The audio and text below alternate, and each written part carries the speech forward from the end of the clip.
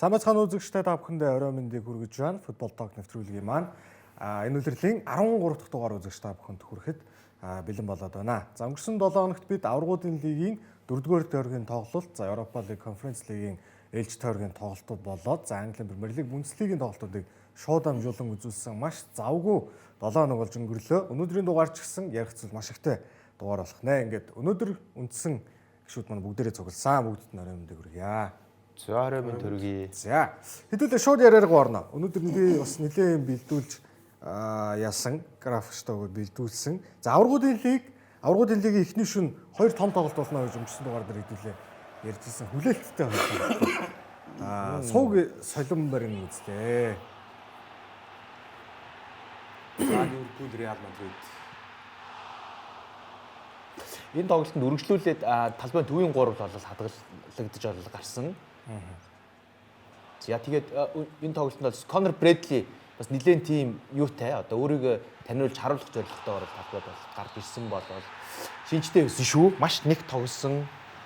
Бас дээрээс нь тоглоом хамгаалтанд бол жигд тий санаачлагтай бол байлаа. Киркесийг болиулаа суулгаад Робертсон гаргаад хэлсэн тий. Робертсон гарсан. Тэгээ нөгөө талд болохоор талбайд голын 3 хэвээрээ. Тий. Авраг авсан 3. Тий. Фримпонгийн оронд Брэдли бол байлаа гэд. Ливерпул мундаг тоглосон энэ тоглолтын дээр бол Брэдли ч өнгөрсөн жил бас гаранд гарсан баха. Яг Реалист. Тэгээд Ливерпултэй хийсэн Реал хийсэн тоглолтод хамгийн их хаалтыг хийд юм байна гүртвэ. харин тийм. Юу байсан бэ? Аваргуудын лигийн нийт хаалтынхаа 23% Ливерпул эсрэг хэмжсэн гэдэг. Тий. Гарсан байна шүү дээ. За Макалистер гэж энэ залууг Ливерпулс бүр сэлгээрөө оруулчаад байсан одоо ингээд. Яг улаан нүглөө мөрөгцсөн. Яг өмнөхдөр нь яг ингэж нүгрэх Ван Дайк л 46 дээр мөн дөнгөж 2 дугаар асгалан мөн. Тэгэхэд тэрийг нь бол хаасан, энийг бол хааж удаагүй. Арай ойрхон болоо. Иракц гар дэшээ явуулсан. За ингээд нэгтгэгийн харьцаатайгаар Ливерпул талбай дээр Реал Мадридыг буулга авсан. Ингээ 2 жил дараалаад линий шатанд хоорондоо таарч тоглолоо. Айл тоглолт бол Энфилд цэнгэлт хүрээлэнд явагдлаа. Дараа жил таарахгүй гэсэн үг тий. Дараа жил бол таарахгүй гэсэн үг. Аваргуудын лиг энэ жил батлагдсан дүрмээр биш энэ жил танилцуулагдсан дүрмээр хоёр баг хоорондоо 3 жилийн лигшэнд дараалж таарахгүй. Хэсгийн шатнд. Тий, одоо энэ шатнд Жил болгон тоглоод байвал сутгахгүй л гал та. таарахгүй гэсэн тэр дүрм гаргасан. Тэгээд хоёр дахь таарч байгаа учраас дараа жил ямар ч бас энэ хоёр ямар ч зүйлээр Реал Ливерпулд хожигдохгүй хаа гэж найдаж байна. Эсгийн шатанда. Хажигдсан шат бол Хамаагүй. Суглаанд нэгсэндөө хоорондоо нэг улсын баг таарахгүй энэ гэдэг шиг л. тий яг зөв тийм хязгаар. 3 жил дарааж таарахгүй. Асагдах шатнд бол хамаагүй л гэсэн үг. Тийм. За, аваргуудын лиг Европын цомын хүрээнд Реал Мадридэд гол алдалгүйгээр 5 удаа хожино гэдэг бол ямар ч багийн гаргаж байгаагүй амжилттай байна. 81 оны финал нэгдгээр тэгээд 9 онд нэг хасагдагчтанд таарахад 4-ийг 1-ээр орж тий. тэгээд өнгөрсөн жилийн 2-ыг энэ жилийн 1-ийг гээд ингээд 5 удаа Реал Мадрид гол алдалгүйгээр Ливерпул бол хожигдлоо. Хизээч юм байгаагүй. Байерн 11, Ювентус 9, Милан 7, Ливерпул 5 удаа ингээд хожсноороо бас Реалыг хамгийн олон удаа хоцсон багуудын жигсаалтанд орж ирж байгаа юм байна. Байерн 11, Байерн 11, Ювентус 9, Милан 7, Ливерпул 5, Сити, Интер 2 бас 5 удаа Реалыг хоцсон байдаг байх нэ. Аваргууд Ситиэс олоо очсон биш үү? гэсэн шүү дээ. Хашраасан шүү дээ. Дисүүл 10 жил нэлээд өөрснөө хожиж явж байгаа ч гэдэг. Тий, эсвэл нөгөө хожигдсон ч байсан нэлбэр дүнгээрээ шалгарах ч юм уу тиймэрхүү юмуд бас гац хоёр нь байгаа л та. За, Реал Мадридын тоглолтын эхний 1-р үе болоод 2-р үе хэдүүлээ харьцуулж харъя. Үнэхээр бүр ингээд тэр байх байсан бол тэр маань байсан бүдээ гинтсэн байлаа гэсэн юм бол байхгүй. Ингээл баараа л үзлээ. Тэгээд 2 үед хаалга руу нийтдээ 8 цоглоо. Эхний үед 2 удаа хаалга онсон, 2-р үед хаалга өрөөсөн онсон ч хүү. Харин хаалга руугаа 17 удаа цохиуллаа. 9 хаалга онлоо, 1-ийг алдлаа. Үлдсэн 8-ыг бол ямарчсан. Харин ч гайгүй хожигдлоо. Уртуу хаалаа. За тэгээ түрүү нь одоо нөгөө нэг хайлайтаар гарсан жишээлх юм бол Саалаа гарч ирээд хаалганы уртаас цохингууд урдуур нь хаус юм байна удаа булгаж ороод хааж байгаа шүү дээ. Нөгөө цохилтыг нөгөө блок хийж байгаа тий. Тэр олж жишээлх хаалтан дээр орж ирээгүй явж байгаа шүү дээ. Гурдуугийн хаасан дотор. Тэгээ энэ юунуудыг нэмэх юм бол бүр олон болж илээ. Тоон. За тэгээд нийтдээ бол ингээ харангуй 2.5 гол алдах байсан байгаа шүү дээ. Гурван нэгийг л алдчих тий. Тий, нэгийг алдаад. Юуны 22 оны финал дээр 9 сэв баха тий. 9 сэв хийгээд тэр бас нэг финалийн рекорд тогтоосон. Тэр бол тэр тоглолтын дээр ч гэсэн Реал Мадрид хаалгаа 2 л удаасон. Гэхдээ гол нь өөрсдөө бол гол хийсэн. Энэ тоглолтын дээр бол үнэхээр одоо би бол ямар ч боломж байсангүй гэж бол харж байгаа. Энэ удирлын хамгийн муу тоглолтуудын нэг нь боллоо тий. Юунд Атлетико Мадридэд хожигдсон тоглолт бол байсан. Өмнөх одоо муу тоглолт нь гэх юм бол тэгээ одоо Ливерпулийн тоглолт одоо ингэ орж ирлээ.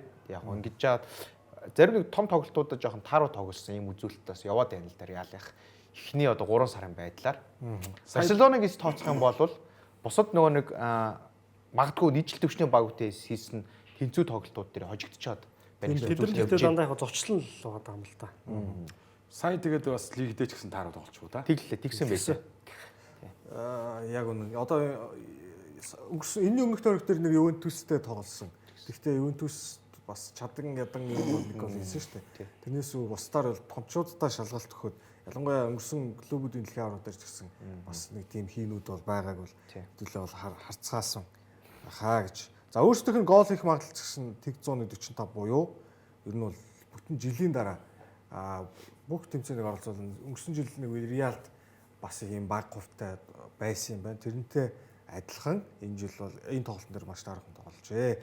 За энэ шүн зэрэгцээд нөгөө талд бас Paris Saint-Germain Bayern өнгөрсөн өдрийн аваргууд за энэ жилийн аль баг бол аваргын тооцоонд байгаа.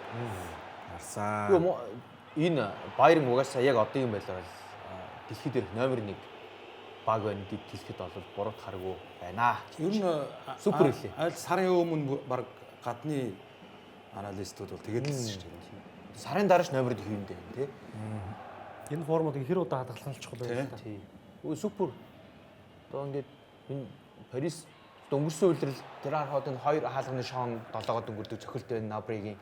Өнгөрсөн үйлрэл бол үнэхээр амар байсан шүү дээ одоо энэ Paris Saint-Germain. Одоо хавар яг ингэж тоглоно гэж та бодож байна. Харин тийм магадгүй шүү. Ягаад гэвэл Бундслиг сайн хамардаг шүү дээ. Нэг хадгалаад цөөхөн тий. Ороод ирж мэдэн шүү. Баяр бол тий. хавар одоо гол нь яах юм бол гэж бид нар дээр яриадсан. Хавар одоо бас хүмүүсүүд нэмэгдэн одоо хин за энэ дээр авах муу хоолоо цавсан ялцчих. Тэгээд тоглолт олж явах өөр болж эхэлсэн л дээ. Энэ бас л шир уурсан. Энэ тэгээд харахад л амар усаар нэг амар удахгүй юм шиг байл шүү дээ. Тийм гайгүй байлээ. Сар тийм сар гарна. Ясны том одоо хугарал байхгүй нарийн наацтай байлаа. Харамсалтай. Одоо нэг Африкийн цомын тэмцээн байгаа шүү дээ нэг сар тийм.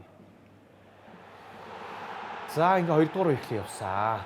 Энэ хүү гол хийх юм аа. Мундаг юм аа. Жоо Невиш энэ Португалд ингэж олон жил сайн тоглох юм бол авч чаддаг байгаа цомыг авчирч мэдэн шүү гэдэг шиг. Мундаг үлээ Жоо Невиш. Ер нь Paris Saint-Germain-ийн талбайн голд байгаа хоёр Португалийн гарааны хоёр байгаад байгаа шүү дээ. Ялангуяа Жоо Невиш бол үнэхээр онцлог. Энэ хоёртой зөв Бруно Фернандеш гарах гэдэг байгаа шүү дээ. Ер нь бол Португалийн талбайн голд илүү 50 хоошоо өнөх боцох шаардлага гайгүйхан шиг тоглох гэдэг байна шүү дээ. Португалдаа.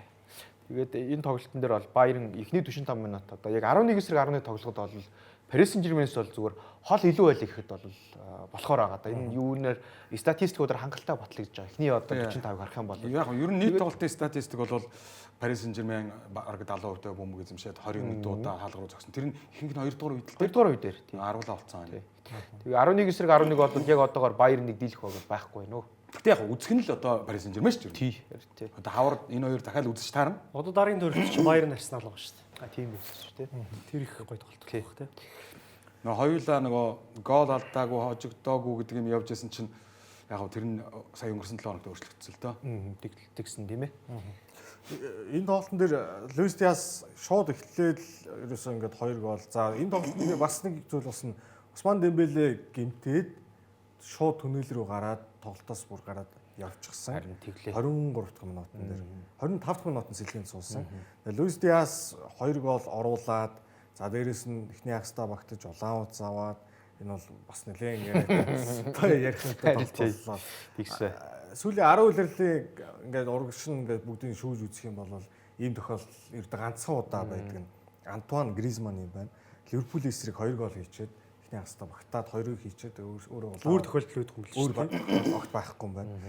Энэ угаа сүүлд нэг Премьер Лигт төлөө хоёрыг хийчихэд улаан аваад гардаг чинь нэг юм болсон шүү. Энэ бол бас их ховор тохиолдол боллоо. Нөгөө талдаа Винсент компани удирдлын ихний 16 тоглолт дараалаад хоцсон байж байгаа жишээтэй. За Paris Saint-Germain уул нь бол хүний илүүтэй болоод нөгөө талдаа Bayern нэлээд хамгаалсан тий. Одоо ер нь бол удирдлын хэснээс хойш хугацаанд тоглолтын 2 дугаар 45-ыг бодоход за удирдлын өмнөх 15 тоглолтыг харахад ер нь ингэж Bayern-ы нэг учиргүй бас Paris Saint-Germain байтугай эсрэг бага ингэж хамгаалж байгааг бол анзаар хараагүй юм байна. Ямар ч байсан хамгаалахаа хүрэх юм бол хамгаалж чадах юм байна гэдгийг бол харуулсан. Paris Saint-Germain бөмбөг эзэмшил 70%. 27-8 удаа даалга үзсэн. Яг гэхдээ юу ядж байгаа. Босод багийг бол өөрсдөө аруулаа болсон ч ер нь илүү тоглоод байдаг шүү дээ баяр. Яг Paris Saint-Germain дээр арай тэгж болохгүй юм л да. Бас өөртөө адилхан том баг. Тэгээ асар одоо товтлооны асар их одоо потенциалтай Парис одоо ингээл Дембелээ суугаад яг адилхан хүн гараад ирж байгаа чинь. Яг дүүвэ байхгүй байгаа тий. Тэгээ Дезаре дүүвэ бас юу эргээд бас тоглолтонд оролцоод эхэлж гисэн. Бол бэн л яа сайн мэдээх юм бол бас гол хийгээл явжлаа нөгөө хөтгч чинь. Тий. Алтан жаал шагналаа авсан. Тий. Голд оролцоод эхэлсэн байлээ. Алтан жаал шагналал авсан эдрэгээд Дезаре дүүгийн хувьд. Тэгээд энэ дээрээс нөгөө Байерныг бид нар өнгөрсөн одоо 2 дугаар дээрээс онцолж ярьсан шүү дээ. Тэгээд тэр бол юу нэр бүх нэг бидний ярьжсэн давуу талаас гарч ил байлаа. Ялангуяа одоо тэр юуны 2 жигүүрийн одоо хамгаалтын байрлалаас яг уламжлалт нөгөө нэг жигүүрийн одоо хамгаалагчдын хийдэг байсан зүйлээс шал өөр буюу төвийн хагас хамгаалагч нарын хийдэг зүйлийг 2 жигүүрээс хийгээд эхлэнгүүт тоглох бүр асар аюултай болж байгаа. Тэгээд дээрэс нь Парисыг эхний 45 минутанд хамгийн том шоконд оруулсан зүйл хэм бол Bayern München ерөөсө прессинг байгаад байгаа. Прессинг бол маш тэгж аюутай зохион байгуулалттай бөгөөд тоглолтын одоо эхний 45 минутанд бүтэн хийсний ачаар голын боломжуудыг ерөөсө төвийн хагас хамгаалтын 3-1 санан гаргаадсэн. Одоо энэ 2 дахь голыг харах юм бол чинь одоо Маркинисийн араас Люис Диас илцээр хагаад бөмбөгийн таслаа авчиг гол хийж байгаа шүү дээ. Зөвхөн тэрнээс гадна тэгж бөмбөгийн таслаад голын боломжууд гаргасан тохиолдолд хийдэд ихний 45 минутанд гарсан. Тэр яг одоо чинь Парисын эсрэг яаж тоглох юм бэ гэдгийг Bayern бол баг ингээд одоо зааврыг нь гаргаж өгсөн тоглож ахгүй болсон. Үнэхээр ихтгэлтэй прессинг гэж тоглож ирсэн. Тэрэн дээр бол ялангуяа тэр жигүүрийн 2 хамгаалагч үүрэг оролцоо бол бас маш одоо тийм голлох үүрэгтэйсэн ихэд бол болохоор байна. Тэгээ Маркиниос хэрвээ тэр зайлуулт бөмбөгөө урагшны өөрөөсөө холдуулчих боломжтой гарсан шүү дээ. Тэ? Тэр хэрвээ бөмбөгөө холдуулсан байсан бол нэг тиг байгаад тэгээд 2 дугаар үед ингээд ягаад тоглолт 1-1-ээр дуусах боломж байсан уу? Магадгүй. Гэхдээ зүгээр юу гэдэг чи жишээ нь тэгэх юм бол одоо Диас улаас авах байсан үгүй гэдэг чи ингээд цаашаа үргэлжлэх гээд байна шүү дээ. Яг ингээд яг 11 эсрэг 11 байсан үедэр бол Bayern бол хол илүү байлаа. Гэхдээ бүр Парис өөрийнх нь талбайд ир шүү дээ. Парист энэ үлрэлт бол сүүлийн яг энэ 25 оны календарийн жилд ямар байгаа илээ тий. Гэхдээ одоо Paris Saint-Germain чинь өнгөрсөн улирал аврагуудын лигт одоо маш олон багт хожигдож, олон багтаа тэнцэж, маш муу чим шиг намар их харагдаж байсан. Тэгж харагдажсэн авар. Сүүлдээ хавар бол хинч дийлэхгүй болсон шүү дээ. 100 хүртэл тэр Челси хожигддог хүртлээ. Тэг юм даа. Стол үнэхээр тэгсээ бүгдийг илүүрхэж үзэж. Тийм шүү дээ. Одоо тэр клубүүдийн дэлхийн аваргаар бүгдийг Парис л очсон шүү дээ. За тэгсэн энэ тойрогт нэг юм сонин өмнө харж ирсэн юм шиг нэг юм гол орсон шүү. Төлөө бас тэр голыг хамтдаа харцгаая. Амар гол орсон. Ванневений гол. За энэ дэр хамгаалагч юм. Бөмбөг туугаад. Гарет Бейл шиг юм болж байна. Нөө тийм Гарет Бейл. Мики Ванден Бейл ч гэдлээ. Мики Ванден Месси. Энэ өнгөрсөн үеэрл Премьер Лигт юун дээр лээ яг ингэж гүүгээд дамжуулт өгчихсөн. Голын дамжуулт өгсөн тий. Сая болохоор өөрөө төгсөж. Яг энэ хоёр бичлэгийг ингээд зүгээр зэрэгцүүлээд харах юм бол баг ингээд багталтын үсэж байгаа юм шиг тий. Яа энэ бол хэвээр мундаг чадвар шүү дээ. Хэдэн метр? 70 метр туулж байгаа байхгүй. Яг 16-аас 16 хооронд 70 метр шүү дээ тий. 70 метр ингэж туулаад дотлогоо ингэж дуусгах гэдэг бол тэгэл бас асар их ирч хүчтэй энэ бол 70 метр ингэж бөмбөг тууж ингэж юутай бөмбөг заалж ингэж гүүх байтугай зүгээр гүүхэд хүртэл тухайн тоглогчоос асар их энерги авдаг шүү дээ. Тэгээд төгсгөлд нь цохино гэхэр чинь тий. Тэр Тоттенхэмийн аль тоглогч нь байсан бэ? бүр ингээд 16 гаруй дөхөөд ирсэн чинь бүр ингээд хонь ингээд үлдчихилээ. Тэгээд гол хийснийхэн дараа одоо бүр Симмс байсан. Би тэр Симмс байсан тий. Симмс суудсан байсан гэдээ яриадсэн хүмүүс. чи юу болох гээд байна гэж бүр тий. юу яаж бүр ингээд нөгөө оптач нь гэс энэ гол орсонгууд ингээд тооцоол моцоол түүх мүх ингээд бүх юм ухаад гараад ирсэн байл. Нийтдээ энэ гол бөмбөгөнд хамгийн эхэлж Мики Ван де Вен хүрснээс цохоод гол орох хүртэл 67.7 м тууж явсан байна бөмбөг. Энэ болохоор 67.7 гэдэг болвол яг ийм маягийн одоо бөмбөг туулсан, бөмбөг аваад туулсан нөгөө рекордыг бүртгэж эхэлсэн 15-аас 16 оны улирлаас хойш опта бүртгэж эхэлсэн байна. Тэрнээс хойш хамгийн хол бөмбөг туугаад гол оруулсан юу болж аврагуудын лигт. 67.7. Тэрний өмнөх рекорд нь болохоор Винисиус Жуниор нөгөө өнгөрсөн жил Боруссия Дортмунд нэг хедрик хийдэг шүү дээ. Тэгэхдээ 64.9 байсныг нь Мики Ван де Вен ингээд дагуулчихж байгаа юм. Зөвхөн аврагуудын лигийг бодохгүйгээр бидний одоо сайн мэдж байгаа нэг танил харагдаад байгаа гэдэг бол Сон Хёминий гол байна. Өөрийн лигийн эсрэг нөгөө Пушкаш авдаг гол байна. За тэр үед мэдээж Премьер Лиг оптатай хамтраад статистика бүртгээд хадгалаад байдаг гэсэн. Соны гол болохоор 72.3 буюу 4.6 метр орчим илүү юм байна. Юугаараа илүү гэхээр торгуулийн талбаар илүү гүн орж зогссон. Арай бага зэрэг хойноос торгуулийн талбартай өөрийнхөө торгуулийн талбараас илүү ойрхоноос бөмбөг авсан. Тэрнээс бусдаар 90 баг адилхан гол. Яваад орчлоо. Ер нь ийм үзүүлэлт ер нь Тоттенхэмээс л гард юм шүү. Өөр болохгүй юм шүү. Ван де Вен ч тэгээд жил баг 6-7 гол хийчихв дээ. 6 гол. Нэг тоглолтод дубль хийжсэн. Багийнхаа мэрэгэн бууч гэж. Өөр Яг энэ Ван де Вений ингээд энэ голыг харангуут төстэй өөр ямар голууд байсан бэ гэдэг ингээд урагшин шалгангууд тэр 95-аас 96 байна 94-өөс 95 Жорж Виагийн гол байгаа Сера лигт оруулж ирсэн. Бас яг адилхан бөмбөг таслаад өөрийнхөө 16-аас явсараа нөгөө 16 дээр авчид гол хийж байгаа гээд. Тэгээ бас ийм голыг одоо ингээд Ван де Венээс өөр хамгаалагч юус хийдэггүй байгаа байхгүй. Одоо Жорж Виа хийжсэн, Сон Хёмин хийжсэн. За Винисиус хийсэн байна. За мөн Терри Анри хийжсэн. За өөр ингээ мундаг дан товтлооны тоглогч нар хийдэг байх. Самуэль Этоо метод. Тий. Тэгтэл мэдээж одоо Лионел Месси гэх бол арай 70 м ш. Талбайн төвөөс аваад бүгд нь хурж байгаа гол идэг ч юм уу юм байдаг шүү дээ, тий. Роналдо өгч гэсэн бас хийдэд байдаг. Тэгэхэд одоо энэ ч одоо тий Гарет Бейл бас орж болно. Ван де Вен шиг ингэж тууж авч байгаа гол төвийн хамгаалагч байгаа юм уу тий байх. Санаанд орохгүй тий. Яг нөгөө Лусио бас нэг ингээ нэг туугаа гүйцэтгэл байсан л да. Баяранд тий. Бразил. Тий. За, Мики Ван де Вен ямар ч тач ийм голыг оруулсан. Энэ шөнийн бусад тоглолтуудын үр дүн хэдүүлээ шалгая. За, Арсенал Чехэд очиод эрт тоглоод 3-1-ээр хоцсон. Энэ дээр нөгөө нэг юугаа пенальт сүүлд нь яг өгч яагаад тэгээд тэр болсон гэсэн байна. Славиа зогсчихсан тий. Тэр зэгтээ ялчгүй ваар үзэл болов. Тэр зарим хүний амраагаад ирсэн үгүй Арсенал. Үгүй юу? Сүүл рүүгээ нэг хүүхдүүд гаргаж ирсэн. Гараанд бол гараанд бол хоёр өөрчлөлт бол орсон байсан. байсан. Наполигийн хувьд бол ер нь ингээд нэг жоохон хэцүү нэг юм тоглолтын нэг тийм нэг л болчихгүй. Орон гарan байна тийм ээ? Орон гарan байна. Франкфурт бас орон гарan байгаа. Яг таарсан. Тэг болсон энэ хоёр. Атлетико бол Сен-Жилуаг хоцсон. Монако, Бодо Климт хоёр бол бас ан маань байл шүү дээ. Гайхалтай сайхан үзэж илээ. Ювентус Спортинг ч юм бол одоо Ювентус бас тим амар хожигдохгүй л дээ. Харин Ювентус эхний дөрвөн тоглолтод хожигдлоо байхгүй. 3 тэнцээ, нэг хожигдолтой явж байна. Харин энэ Копенгагеныг л Тоттенхэмстэй харин уншаачлаа. Тэгсэн. Өстө ойр дөнгөж 4 гол хийгээг баг шүү. Тэгээ Копенгаген ч ойр дөнгөж 4-0 дуулаагүй баг. Энэ тэгээ нөгөө өмнөх тойрог дээр чинь нөгөө шороо шиг олон гол орсон болохоор их цөөхөн голтой тойрог харагдаад их. Тий.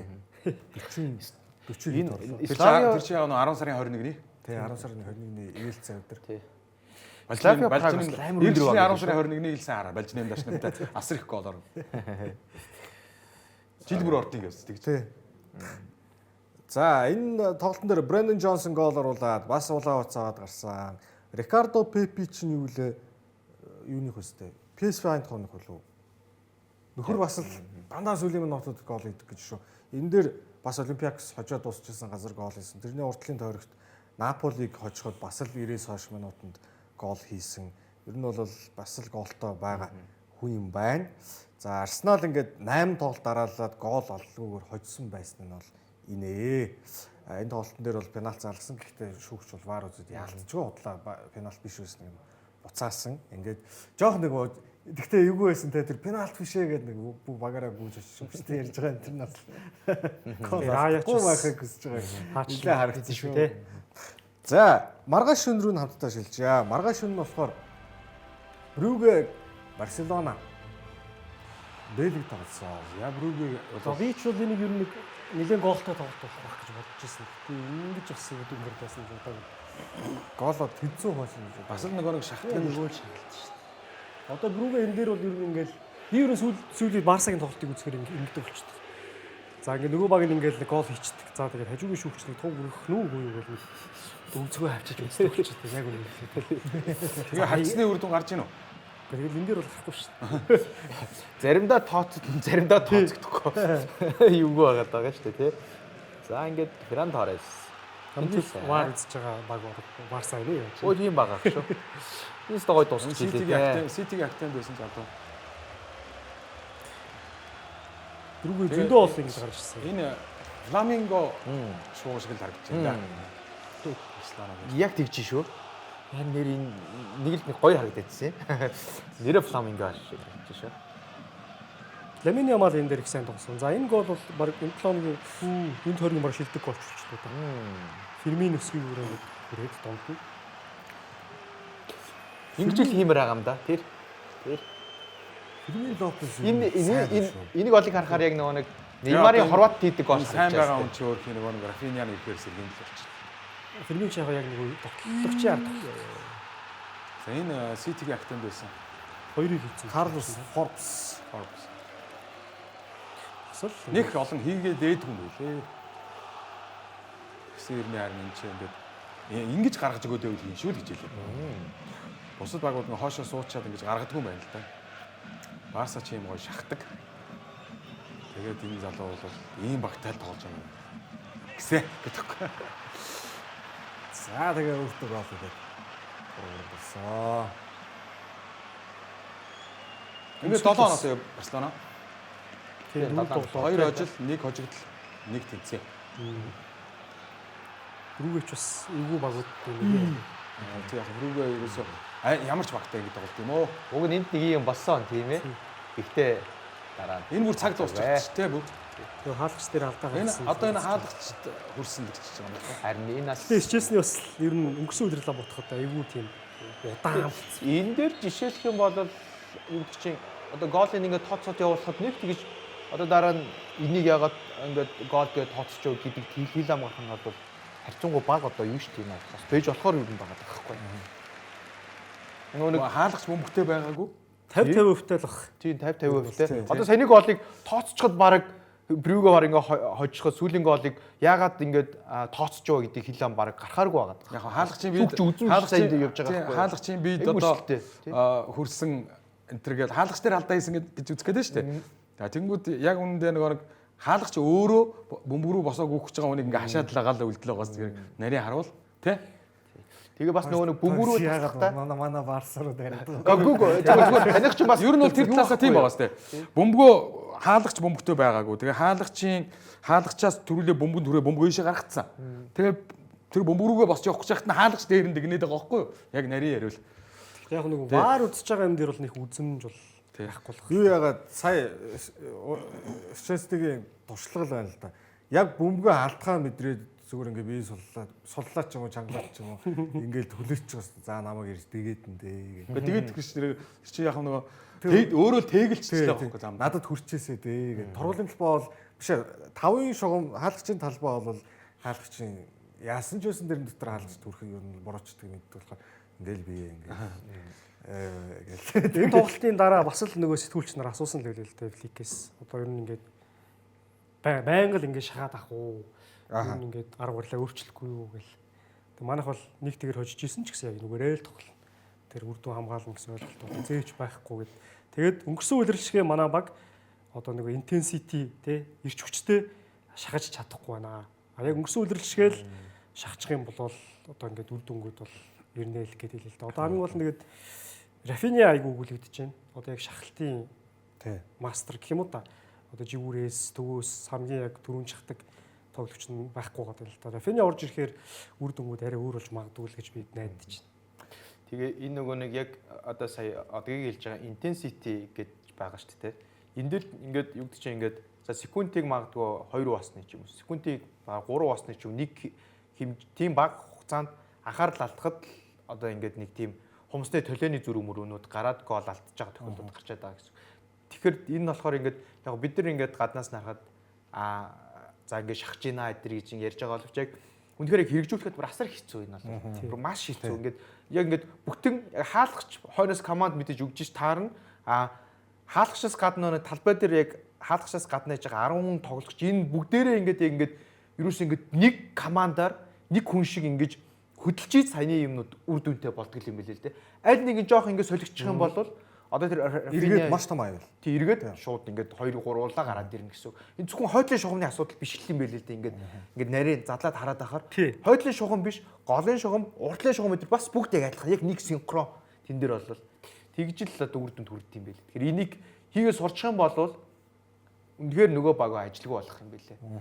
Тэгээд нэг жоохон анхаарал алдах, баг зэрэг хоцрох тэр юмнаас л иймэрхүү алдаанууд гараад байгаа юм байна. Тэр нь прессинг хийн гэдэг чинь яг манай зарим үзэгчд гэж ойлгоод байдаг шүү. Айгу сайн баг, мундаг баг шахдаг прессинг хийдэг, дарамталдаг гэж ойлгодог те. Пеп нэг хэлж ил одоо прессинг хийн гэдэг чинь өөрөө айгу эрсдэлтэй юу гэдэг нэгсэнд хамгаалт гэх юм уу те. Хэрвээ прессинг хийж чадахгүй бол дуусаа. Тэндээс гарч ирэл дандаа тэр нь аюул тэр болгоно л аюултай тоглохоо болж гин гэсэн үг байна. Тэгэхээр прессинг хийн гэдэг маань өөрөө нэг талаар аюу тийм эрсдэлтэй зүйл юм байна л да. Одоо тэгээд Педри, Рафиня гээд яг нөгөө сайн шахдаг хүмүүс нь бас гэмтчихэд. Тэгээ яг энэ прессингтэй холбогдлолтойгоор бид нар Сити Ливерпул дээрээс ярилцсанаа. Тэрэн дээр дахиад илрүүлээд одоо яг Ситигийн аргыг сая тэгтээ хажуутлаас өгсөн шүү дээ. Хажуутлаас өгөхөд бүр амар байгаа байхгүй. Одоо саяны одоо шахаж байгаа хамгаалтын дундуур бөмбөг гаргахад голоос бол бас таслагдах магадaltaй шүү дээ. Дундуур нь сөвлж өгөх болно тийм үстэй. Хажууд зогсож байгаа дийшээ ингээ хаяад нөгөөх нь гүүх чинь бүр ингээд амар болчиход байгаа байхгүй. Барса ямар ч байсан сүүлийн 9 тоглолтоо дараалаад хаалгандаа гол алдлаа. Энэ бол яг 12 жилийн дараа тохиолдож байгаа ийм цуврал юм байна. 13 тоглолт дараалаад 21 гол тухайн үед алдчихсан. Хичээсний яг хаалган дээр гарч эхлээл баг гарч эхлээл гол тоглохын гол тогтмол сүүл дахиад нэмэгдсэн дээ ла лиг дээр. Энэ зурагтад 9-с 10 ла лигт юу байсан шүү дээ. Ингээд цааш яваад 9 тойрогт алдсан гол нь 15 авч байлаа. Баг сүүлийн 10 жил байгаагүй зүйлт юм байл л дээ. Сая Селтад биш гол алдаад 10 болцоо. Тэр штег нь ингээд энэ одоо ер нь бол баг 3 дугаар хаалгач болчиход байгаа байхгүй. За Жон Гарсиа бол 1 дугаар хаалгач нь ойлгомжтой. Шисний 2. Шичээсний 2 байгаа тийм. Тэгээ тэр штег нь ч бүр одоо 100 ер нь бол удирдлагын баг нөгөө хаалгачийн туус мөн авраалах дээрээ тулаа. Тэгээ нэг юм эвлэрээд гайг болсон. Тэгээд гол нь Германы хөлбөмбөгийн холбоо бас нэг сумлаад байгаа юм билээ. Чи хэрвээ Барса тоглож чадахгүй бол өөр баг руу яваа. Ягаад гэвэл дараа жил дэлхийн авралах гэдэг. Харин тэнүү хэмтэл бэртэл юу болоо? Тэгээ Нойер одоо зодог тайлцсан шүү дээ. Харин тэгээ Германы хаалган дээр хин зогсох нь тодорхой байна. Шгшгээс зодог тайлсан гэж байна. Тий.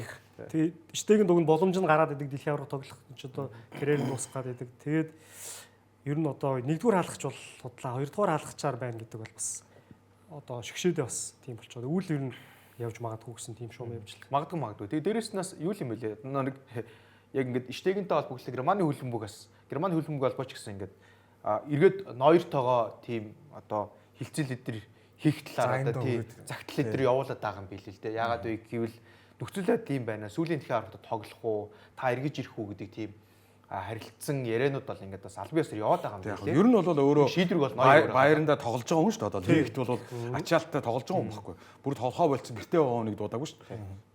Нэг тийм нөхцөл байдалтай байгаа юм билээ. Сая Paris Saint-Germain дээр чинь баг тоглолтын шилдэг болов өстэй. Амар ашиглээ тийм. За энэ шөнийн бусад тоглолтуудын үр дүн хэдүүлээ хамтдаа харъя. Тэгээд бас хүснэгт бэлдсэн. Энэ нэрээ анхны хожлоо авсан шүү дээ. Пафосо. За Карабах Челси 2 тэнцсэн. 2-2 маань үтсэн билээ шүү. Маань Тэгээ Карабах айгүй юу үлээ те? Айхтар үлээ. Ер нь айхтар. 7 оноотой болчихлоо шүү дээ. Тийм. Айхтар үлээ. Тэгэхээр 2-2 тоглолт ноцсон шүү дээ. Челси одоо Карабахыг бас ер нь хожичин гэж бодсон юм уу? Сэлгээгээ гаргаж маргаал те. Тоглоно лээ. Тийм билээ. Аякс бүр ингээд ёстой бүр хамраараа газар хатгаж онно гэдэг шиг. Нөгөө хэнийг халтсан байв да? Хайтинга байсан. Жоны Хайтинга байсан халдсан уу? Халчих шиг өссөн шүү. За ямар ч үсэн нэг тийм хүн боллоо. Галацрайдаас хин Гэхдээ тэгээ нөгөө хэн атсан гэдсэн шүү дээ нөгөө Манчестер Юнайтедийн Эрик Тен Хаг. Тэрийг зарлагдаг бах. Зарлагдаг Яригдж байгаа юм билээ. Хин хаг яригдж байгаа. Ливерпулн Бенфика. За Мауриньо маань ирээд ерөөсөө хождгүй. Байдгүй. Гэтэ нэг бот нэргүүлээд байгаа юм алга. Тэгтээ яг хөө Нэг тэгээр 3 удаа гусалчлаа тий. Бенфика нөгөө Португалтай хожоод байгаа юм билээ. За Дараалал хожоод том агуудаа хожоод байгаа юм билээ. Барселона гэсэн Интер Кайрат аврагын лигийн анхны голоо хийсэн. За Сити Дортмунд бол Сити ерөөсөө зовлон их болоогүй. Дортмунд хоцсон. Аталанта Марселиг Марсел, Ньюкасл Билбаог хоцсон. 2 тоглолт дараалал Ньюкаслыг авчихсан.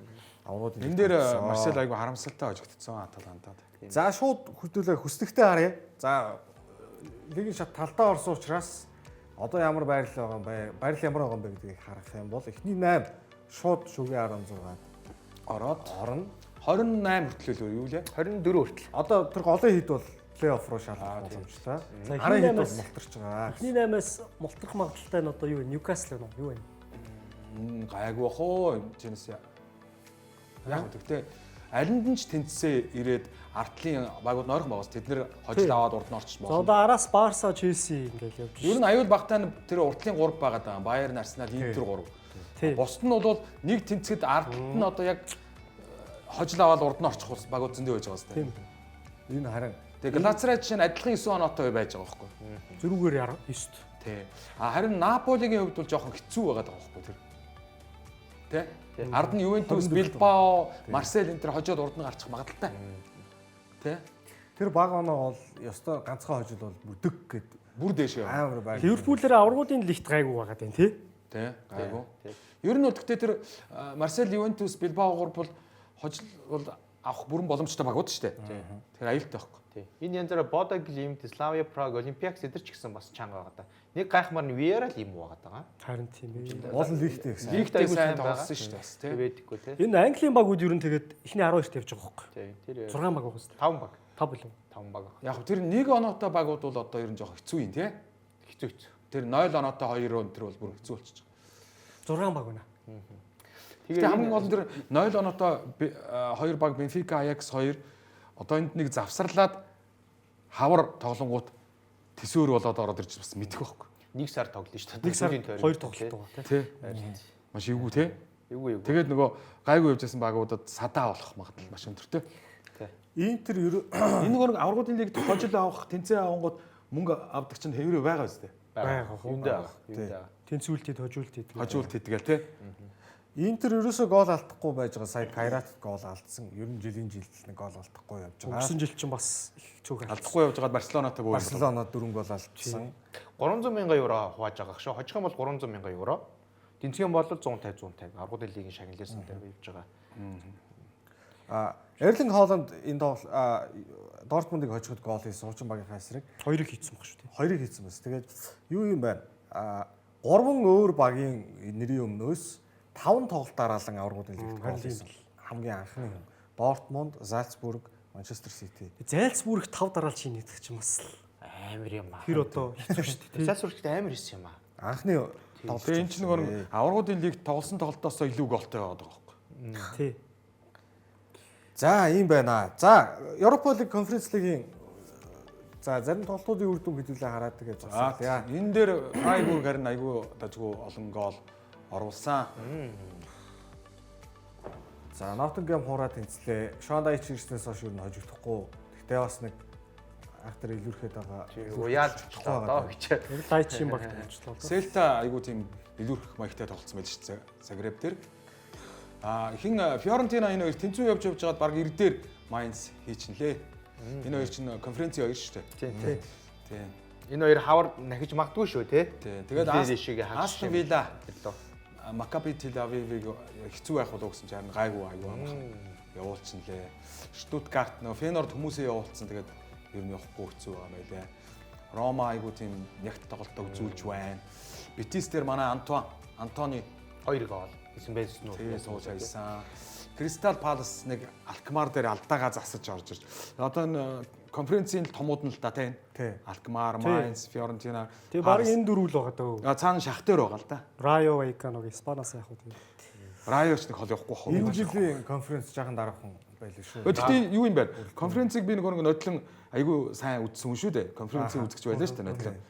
Тий. Тэгээд конференцэд нэг нотлон байсан багууд ерөөсөө бараг 50-60% нь буцаад одоо энэ жил бас конференцтэй л тоглож байна шүү дээ. Тэгэхээр ер нь бол лигүүдийнхаа одоо хэддүгээр байранд ордог багууд байгаа даа. 7 6 дор Би байна. топ лигүүд бол 6 7-гийн. За тий. Тэнгүүтээ Одоо дундаж болон дунжаас арай жоохон сул лигүүдийн болвол 3-4 баг. 3-4-үүд нь ихний 3-ууд нь. одоо Польшийн бол 3-4-ний яваад байгаа юм За байна. авраг нь бол шууд аврагын лигийн урьдчилан шат руу ороод Тий. 2-3 нь баг шууд юуны. Одоо энэ жижиг лигийн аврагууд бас явж байгаа. Тэд нар чинь нөгөө аврагын лигийн эхний шатнд оронгууд тасагдчихдаг.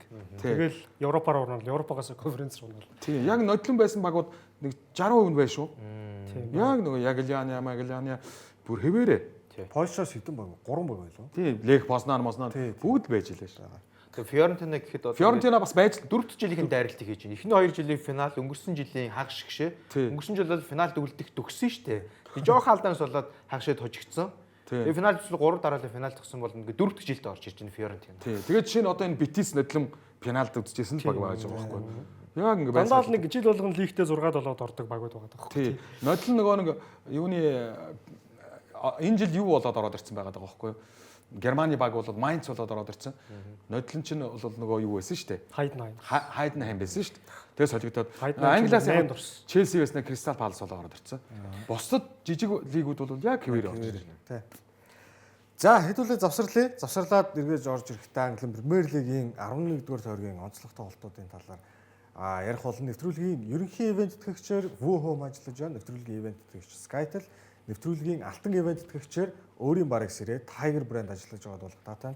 Эсвэл цаа завсарлаад 2-р хэсгээр болцсон.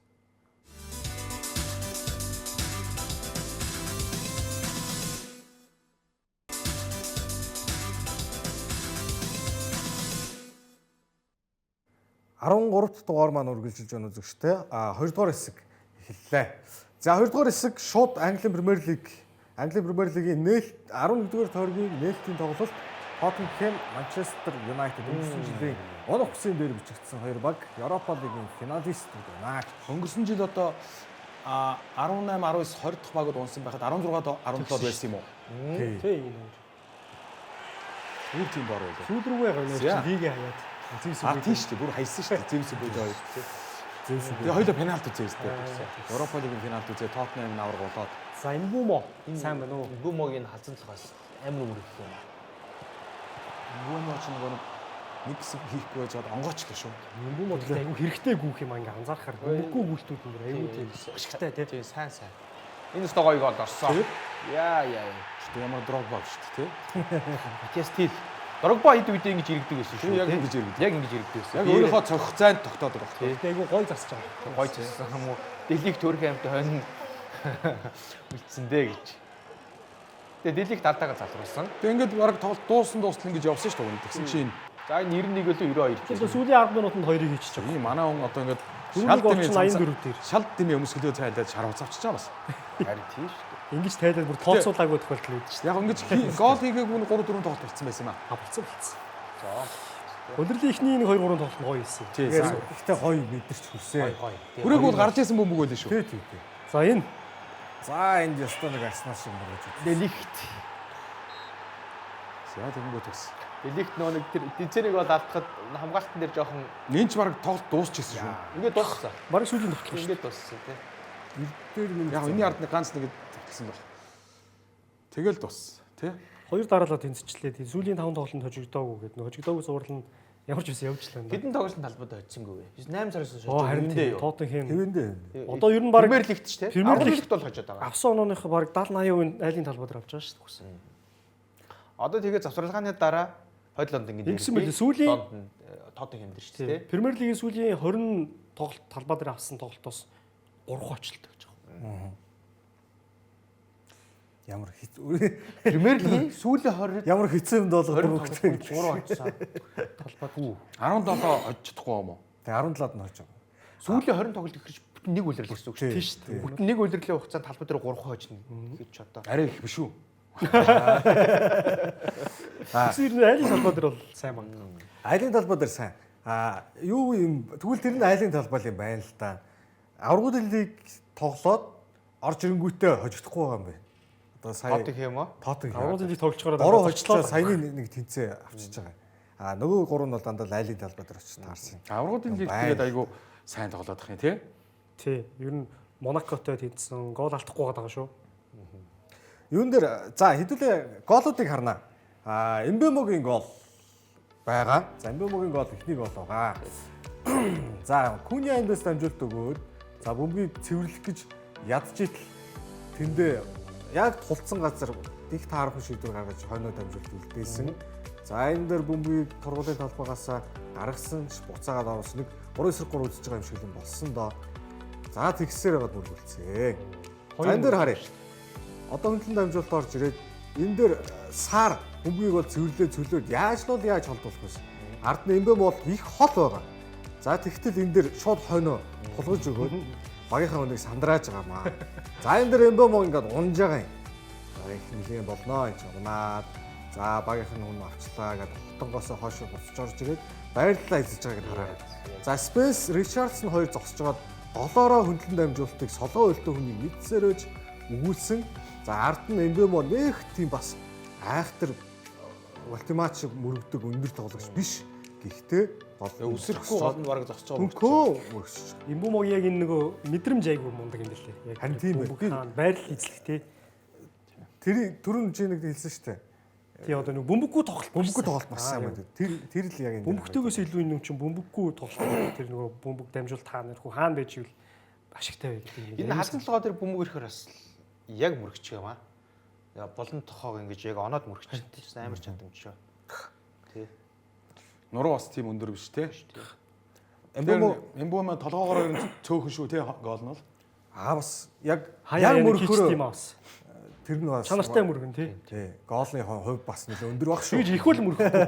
Халдсан толгойн дээр бөмбөг ирэхээр гусчаад байгаа байхгүй аюул тоологчод байна. Тий. Тэгээ одоо Брентфорд бас өнгөрсөн жил хоёулаа бараг 20 гол хийх гэсэн хоёр нь Висаан тэгээд яач баа чимээг бэртэлтэй. Виса жоохон гимтэл бэртэлтэй Виса яг нэг формд орог баг шүү. Би Виса бас нэг талаараа арай жоохон настай тийм ээ 28 9 хүрсэн настай юу. Тий тэгээд юутай гарч Эмбэмо бол яг хэд үе рүү гарч байгаа 25 26 настай. Яг энэ ирчээг хадгалах юм бол дахиад 5 жил бол топ түвшинд байхаар байгаа байхгүй.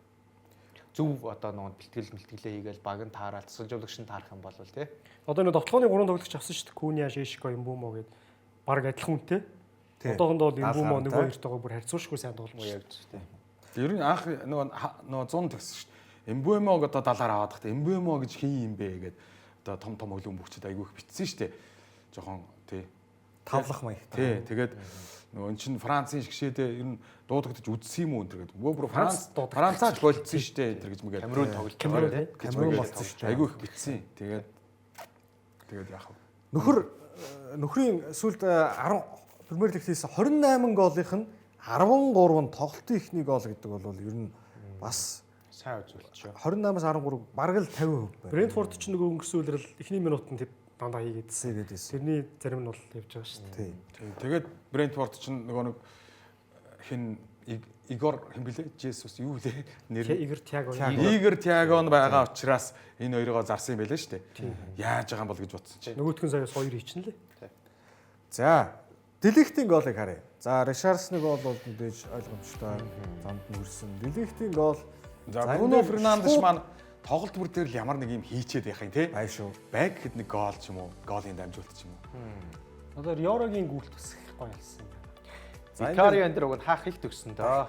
Дахиад хэлүүлээ харна. Арай л хоцорцсон. Ойрхон байна. Делихтийг хамгаалж байгаа тоглогч хэн байсан бэ? Би сая юуг нь харна. Заслан дээр үлдцээ. Цуг дагаж явж байгаа тий. Цуг дагаж явж байгаа. Йоро урагшааг өнгөт дагаа явчих шиг харагдлаа шүү дээ. Тэгээ хаалж малч бүгдээр ороод ирж байгаа шүү дээ. 11 үлээ аруулаа 16 дотор байгаа шүү дээ. Тэгээ Манчестерийн хаалт тоглогч. Хаалгач харин хатгаж хүрх байсан уу? Энэ ойроос бас хэцүү хүрхгүй тий. Хин Делихтийн толгой дээр ирэхээс өмнө тэр дамжуулт нээгүү зэвүү ирж байгаа байхгүй тэр чинь ингээд яг алсын болонд нь гэж байгаа тий. Хүр хаалгач хатгаж болох байсан талаар хэдүүлээ дараагийнхын тоглолтын дээр ярий. Тэгвэл одоохондоо болохоор юг харчээ. Эхэлж гол оруулал эсвэл эхэлж гол алдуул гэсэн статистик үзүүлэлт байгаа. Тоттенхэм тоглолтод эхэлж гол алдсан 19 тоглолт байна. Сүүлийн 19 тоглолт. Үүнээсээ хожил байхгүй 5 тэнцээд 14 хожигдсон. Манчестер Юнайтед өөрсдөө эхэлж гол оруулсан 25 тоглолтоос ердөө ганцхан хожигдсон байна. Яг л хоёр багийн энэ дүр зургийн дагуу оллоо. Гэхдээ айл баг бол тэнцээгээ нэмлээ. Хожигдсангүй нэг Хэлж голдоо хожигдох төгсөн биш сая тий. Юнайтед. Сая гөөгөө юу Тоттенхэм эхэлж гол алдчихад анхны хожил авахгүй ч шүү дээ.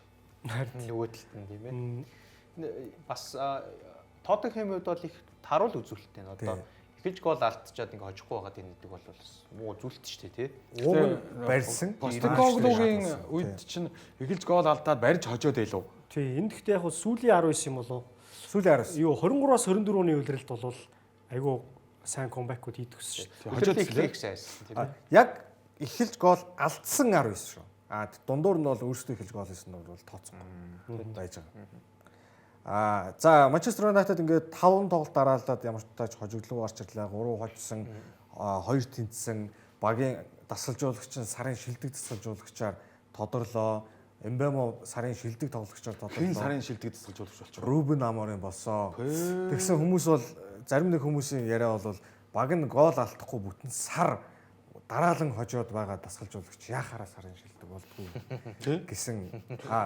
Цэнгэл бол тэгээгүй. Өөр хүмүүс бол тэгнэлээ. Үгүй ер нь зүгээр яг ойрхон байж байгаа. Наа чи жоохон Монгол юу явцсан юм шүү. За хин Артета бол дараа нь зөндөө авна шүү дээ. Амуримыг нэг гайг байгаад тэр нөхч. Амурын чинь үгүй удахгүй бүр гайгүй болохоор нөхгүй юм уу? Мэд барьсгүй шүү дээ. За нэг тиймэрхүү юм уу? Зүгээр яаж байгаа юм бэ? Яах вэ? Та ч гэсэн бас нэг медаль зүүмэр л байгаа шүү дээ. Хийж одоо Сарын шилдэг мэт. Улирлын төгсгөлдөх л үр дүн байгаа болохоос Сарын шилдгийг тоохоо байсан уу? Тийм байна. юм утсан юм шиг өөр байна оо. Нэг тийм харамссан юм алгаа. Байхгүй. Тиймэрхүү нэг Сарын шилдэг бол өөр хүндээ өг гэж. Одоо улирлын шилдэг Тэгвэл дараагийн сарын шилдгийг хинд өгчихүү. болно. За Сандерленд гэрлийн цэнгэлт хөрөөлн рүү хамтдаа. За гол алдаагүй явуулсан бага. Байсан чинь Арсеналын академийн төгсөгч Балард. Даниэл Балард Тэжээсэн гэж тий. Ой тэр амар. хэлсэн. Энэ ихний 45 минут бол Сандерленд хярагч гал хийсэн. Талбай дээр ер нь сайн байгаа шүү дээ. Алтар байгаа. За ингээд энэ дээр Сака бүргэж унгааж өгөөд Салиба шоу буутсан. Яарцсан л байна. За 2 дугаар үе арай өөр болсон. 2 дугаар үе дээр Энд одоо прессинг хийлээ, бөмбөгийн салгалаа, 2 дамжуулалт явлаа, бар үлдэлцлээ. Тэрхий нугсан л та тэр. Гөө нөгөө ардаа байгаа хүндээ өгөхгүй заавал нэг урагшаа өгөх гэдэг хүн байдаг шүү дээ. Тэр л 2 дугаар үеийн Яа. за одоо ингээд энэ бол хийж байсан юм шүү. Сүүмэнд байсан. 2-1 болтлоо бол олон момент гаргасан шүү. За нэг нь бол энэ гоё згсэн. Сүүмэндийн энэ өдрөл сайн зөгч байгаа тийм 2 гол хийдэг тоглолт байна тий. За одоо ингээд дэж байгаад Яа. Энд ёстой нэг хувийн тоглолт хувийн өрч чадвар. Би энэ Трозарыг энэ өдрөлд ер нь нэх олон минут тоглож чадахгүй байх гэсэн чинь. Юу олон минут тоглох нь байтугай тоглоод гол хийх явах юм аа. гол хийгээд Энэ хүний чи одоо ингээд бас Бэлгийн шигшээгээс часчих болохгүй байгаа даа. Чи нөгөө нэг юм чанар нь байгаад байгаа. за ингээд тэмцээрийг гол ясал Цаг дуусч байгаа шүү дээ. Цаг дуусч байгаа. Тэг би энэ алдаа гарчуул гэж бодсон. Хаалгач дээр. Энэ Арсеналын хамгаалагч нараас ингээл хөл гар өндөр олоо эдэргээл жоохон одоо юу яасан. Гэтэ энэ бол цэвэрг олоо гэж бас маргаангүй. Яг хамгаалтын энэ жоохон нэг тим нэг одоо ингээл маш бага секундын зөрүүний үйл ойлголцол шүү дээ тийм. Энийний болоос ингээд Цэвэр гол гэдэг ер нь өөрөө зөвшөөрч байна тий. энэ гарцаагүй гол. Ер нь ингээ баг нь хондор болоод ирэхээр айгүй тийм юу бол тийм уужуу Юм үтсэн юм шиг. өглөгч өдр болчих юм биш тий ер нь тий. Цэвэр үү? Цэвэр гол цэвэр. Яа. Мундаг тий. Хамгаалтан дээр хамгаалтыг хэдүүлээ байж байгаа дээр. Нөгөө юу одоо болохоор хэдүүлээ юу мэдээж гол алдсан талаар нэлээд олон тоглолт дараалаад нэлээд олон жоох маш олон тоглолт дараалаад гол алдаагүй байсан. 812 минутын турш Арсенал хаалгандаа бүх тэмцээний өрөөнд гол алдаагүй байсан. Тэр цуврал бол зогслоо. Премьер лигийн рекорд болохоор Эдвин Ван дер Сар 1311 минут Премьер лигт гол алдаагүй байсан цуврал бол байдаг. Наач одоо баг 8 он уу 9 он уу?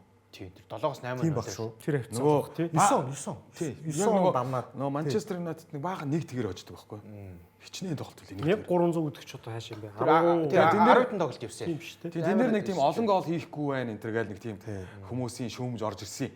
Тэгсэн чинь баг нэг тэг гэдэг чинь жинхэнэ одоо Тэр яг л илүү байгаа гэж супер үр дүнштэй гэж зарим нь яриа л. Тий. Тий. 13-4 тоглолт явсан Мандерсаар. Тэгээд чинь нөгөө хойтлын төвд нөгөө хоёр байгаа шүү дээ. Фердинанд Видич хоёр мангас байгаа. Баруун талд нь Гарен нэвэл зүүн талд нь яг тухайн үедээ солигдоод идэг байсан. Яг Эвра байдаг байсан. Заримдаа яг нөгөө хин хоёр их аль нэг нь орж ирнэ. Аль эсвэл Жон Оши орж ирнэ. Баруун талд нь заримдаа Вест Браун орж ирнэ. Төвөө хоёр бол барыг хөдлөхгүй. Гэтэ над хоёр ихрий чинь бол заримдаа ингэ зүгээр сольчдөг байсан гэсэн шүү. Мэддэхгүйгээр. засалгаанаар. За тэгээс газ шортоо. Тэнгүүд нөгөө ядраагүй ихэр нь ороод ирдэг юм.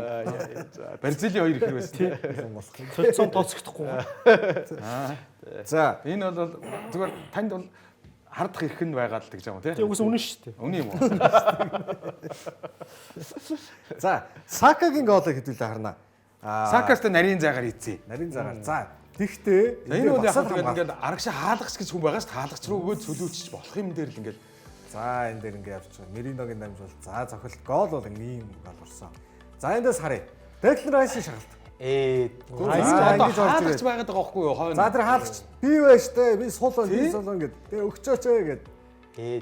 За ингэ байдаг. За өөрөө эргэж харах гэдэг үзье та. Буруу харцсан. За тэгээ ингээд алдсан. За мэдээж бөмбөгийн шилжилт бол хурдан байсан, төгсгөл бол сайн байсан. За энэ дээр харж байгаа. Ингээд өгөөл болоо юм дээр заавал өөрөө эргэж харах гад. Яг та хэдийн найзууд донд ийм хүн байдаг те? Байгаа. Байдаг те?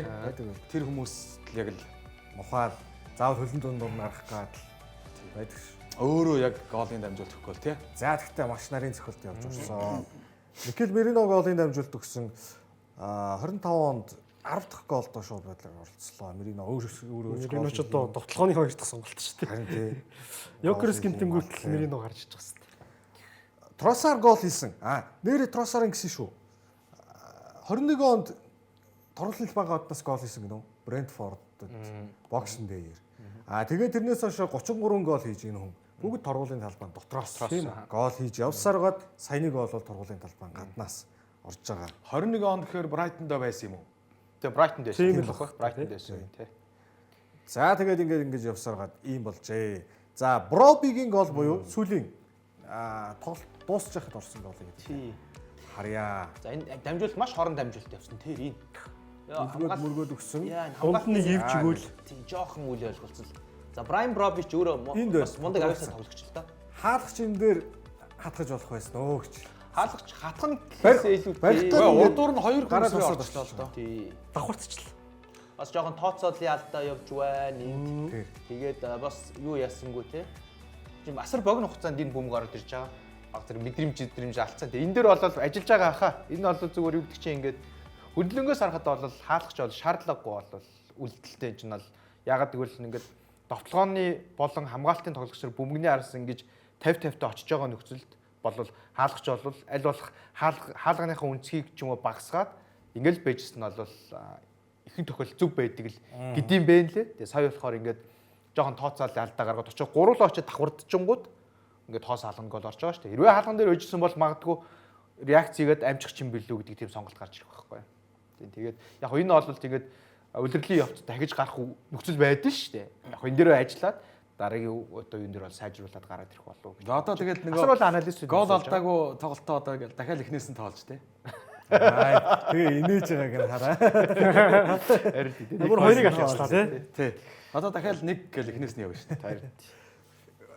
Надад тэгэж ажиглагдсан уу эсвэл та хэд тэгэж яасан уу?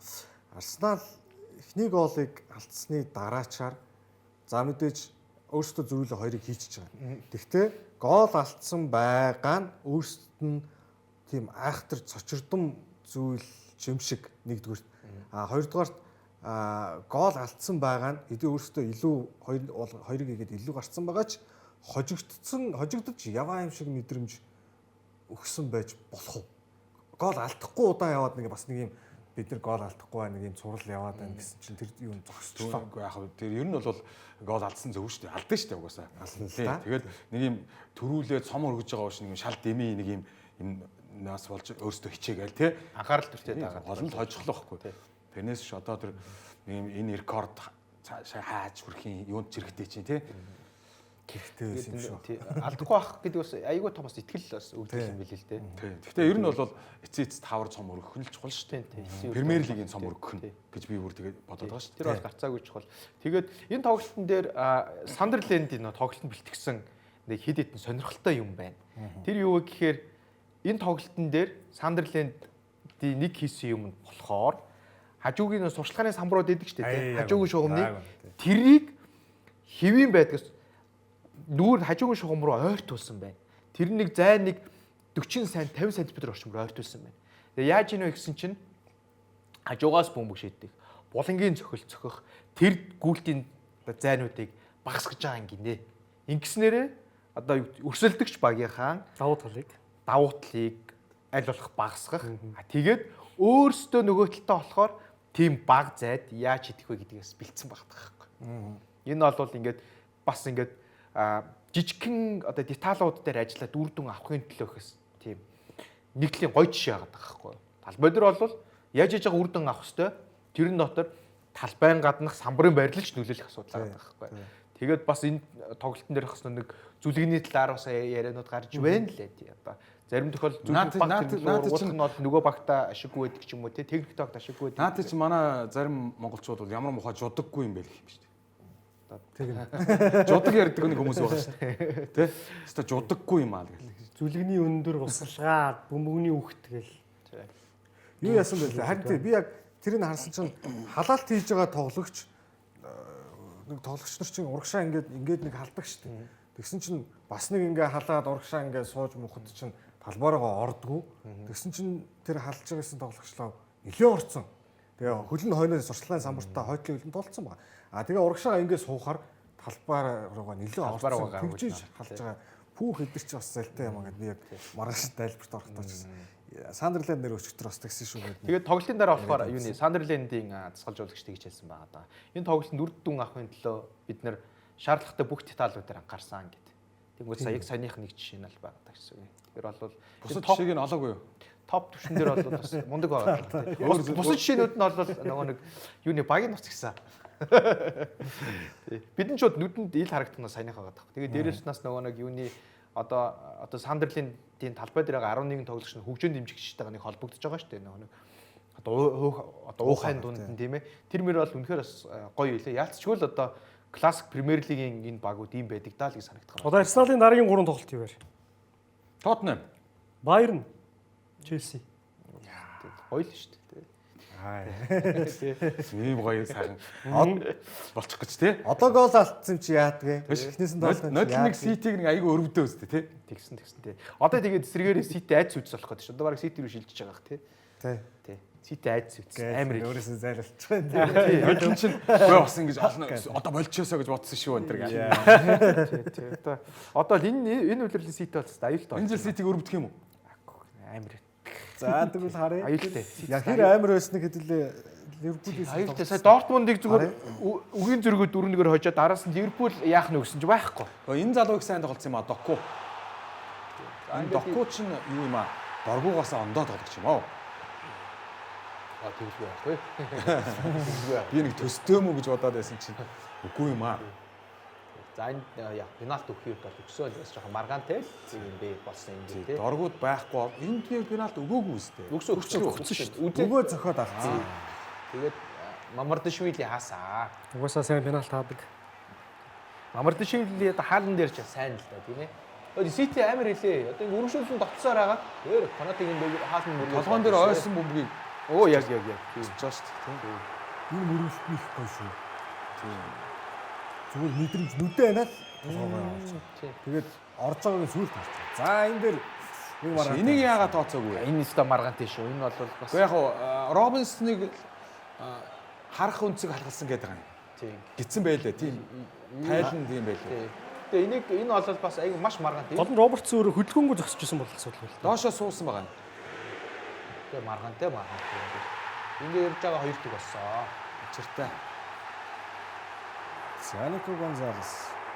Энэ тоглолт бол Пеп Гвардиолагийн менежерийн одоо зүгийн менежерээр ажилласан 1000 тоглолт нь болсон юм аа гэж. Тэнд чинь бүр нөгөө Барсагийн 2 дугаар багийг өдөрчөөс тоглолт нь олчиж байгаа юм шүү дээ. 40 хэдэн тоглолт. Тэгээд нөгөө хувийг нь гаргаж үзүүлэх үү те энэ Пеп Гвардиолаг нь. Тийм хожигдгийн тоон байна. Оо за Доку ингээ тоглолт. Доку ч харин би доргуу биш юм байлээ гэдэг. Энэ үлрэл үнэн сайн ба шүү. Ингээ шийдсэн. Сити айхтар айц үтсэлээ. Яг гоо ингээд Ливерпулаас хэд хэдэн момент бол гаргасан. Тэгээ зөндөө гаргасан. Гэтэ бас орж өгөөгүй дээ. Түрүүний гоолыг би бол одоо тооцох хэрэгтэй байсан л гэж бодоод байгаа. Яг зөв яг. Тэрийг хэдүүлээ бас маргаат дээ шүү. Тэгээд энэ нөгөө нэг тоглолтын дараа Ливерпулийнхэн бас аль биесээр энэ нөгөө нэг Премьер лигийн тодорхой одоо удирдах байгууллага руу мөн бас нөгөө шүүгчдийн зөвлөл гэж одоо хэлж болох байх. Тэдгээр одоо нөгөө нэг одоо байгууллагууд руу загтал хийлгээсэн тий. Яагаад энэ голыг тооцоогүй вэ гэдэг талаар албан ёстой тайлбар хөргүүл нөгөө Английн Ливерпул клубээс үү? Тий. Гэдэг тийм загтлуудад илгээсэн бол байж байгаа. Нодлон бас нэг нодлон билүү ууршин билүү Ливерпул бас нэг яг нэг ийм тоглолтын дээр бас нэг ингээд нэг ийм мапантай юмнаас болоод хохирцсон санагдаад ах юм. Тоттенхэмийн тоглолтын дээр нэг тий юм болсон юм аа. Юу ялаа. Тэр чинь юу штэ? Голын тооцоогүй ч үлээ. Шүүгч нар хоорондоо команда ойлголцоогүйгээс болоод нөгөө варын шүүгч нь гол гэж заасан гэж бодоод талбай шүүгч нь болохоор отон гэж заасан болж таараад тэгмээтэй талбай шийдвэр чинь зөв гэд хэлсэн чинь хоёр бие бинийгээ буруу ойлгож таараад тэгээд Ливерпулийн голыг тооцоогүй явцдаг үлээ. Тийм нэг Диасын гол ч байдаг үлээ. Харин тийм Диасын голыг тэгээд тэгсэн чинь тийм юм болсон. болох болсон. Бас үлрэлийн ихэнд бахаа тэр чинь. Нэр нь жоохон Ливерпул дээр тиймэрхүү юмнууд ажиглагдаад байргүй. Ямар сайн одоо захиа авчиж байгаа юм байна л та. Тэгээ нодлон ч гэсэн захиа битсэн гэсэн. Энэ чинь хамгийн гол нь шийдвэрд өөрчлөгддөг юм байлээ шүү дээ. Өөрчлөгдөхгүй. Тэгээд энэ чигээр ингээл яг захиа ирсэн үү? За ишин тавьчих гээл тавьчихсан байлээ шүү дээ. Сити Ливерпулийн эсрэг 5 пенальт зохио сүүлийн 5 удаа зогсныхоо 4-ийг нь алдчихсан. Одоо хааланд өөрөө сая 6 зохиод 3-ыг нь алдчихв. Сүүлийн 6-ыг 3-ыг алдчихв. Тэгээ тэр яг цохих өмнө харуулсан шүү дээ. Тэр доошоо 2 алдсан байна гэсэн чинь яг тэр доош нь 2 зохио.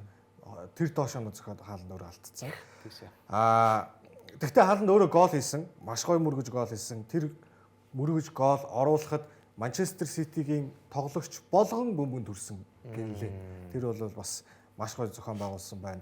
Нико Гонзалесийн гол бол Манчестер Ситигийн удирдлагын Премьер лигийн 22 дахь гол байсан. Гэхдээ нээлт хөдөлгөөнгүй бөмбөгөөс одоо сет пүүс буюу булангийн чөлөө зохиолтоос үүссэн довтлогооноос орсон хамгийн анхны гол нь Нико Гонсалесийнх бол байжээ.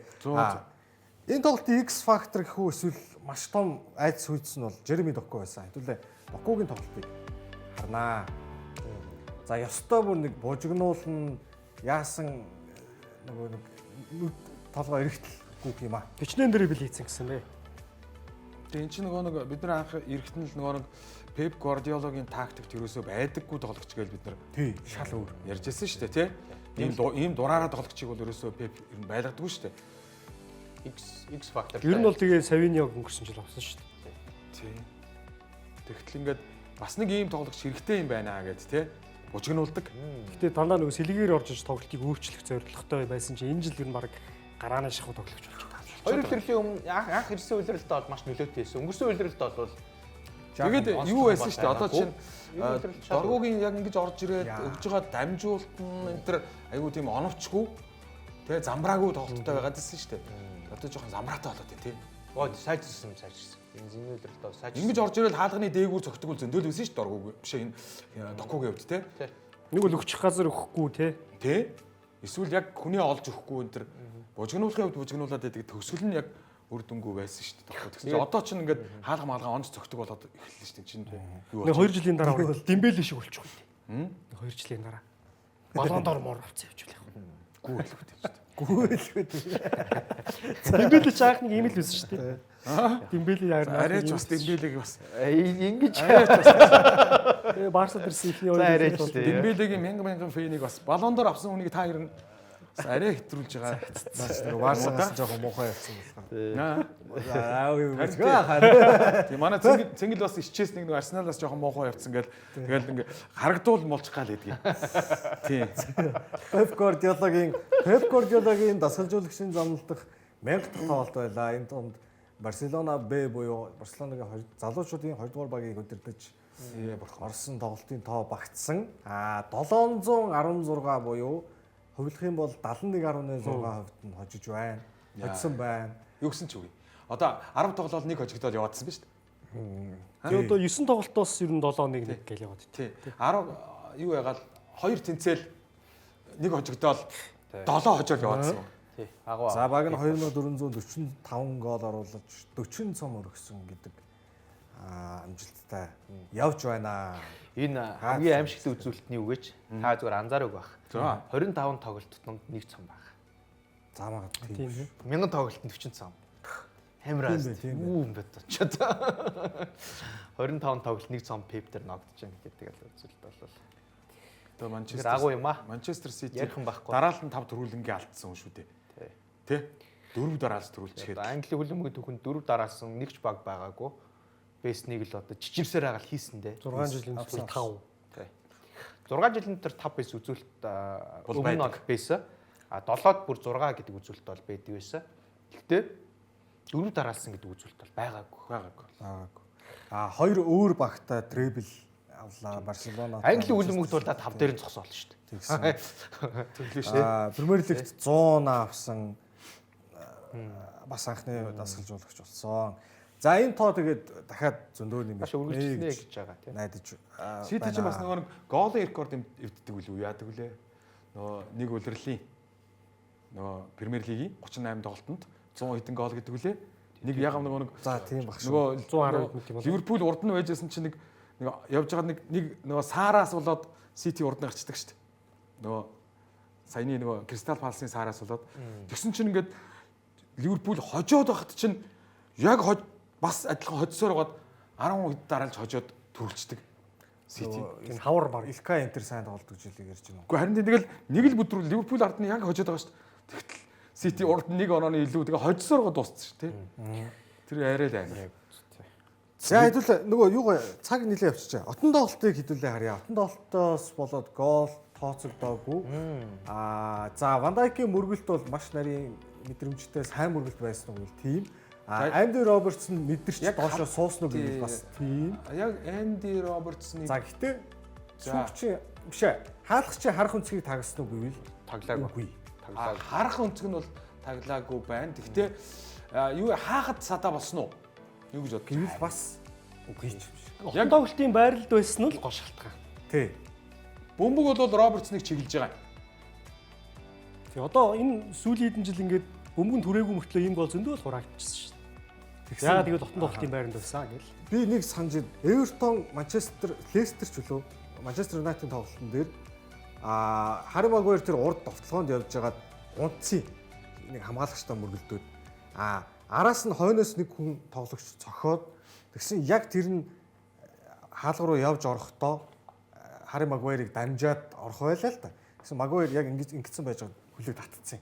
Тэгээд тэр нь хаалгач нэг таглаагүй бас яг л энэ шиг нөхцөл. Тэгтээ тэр голыг бас тооцоо.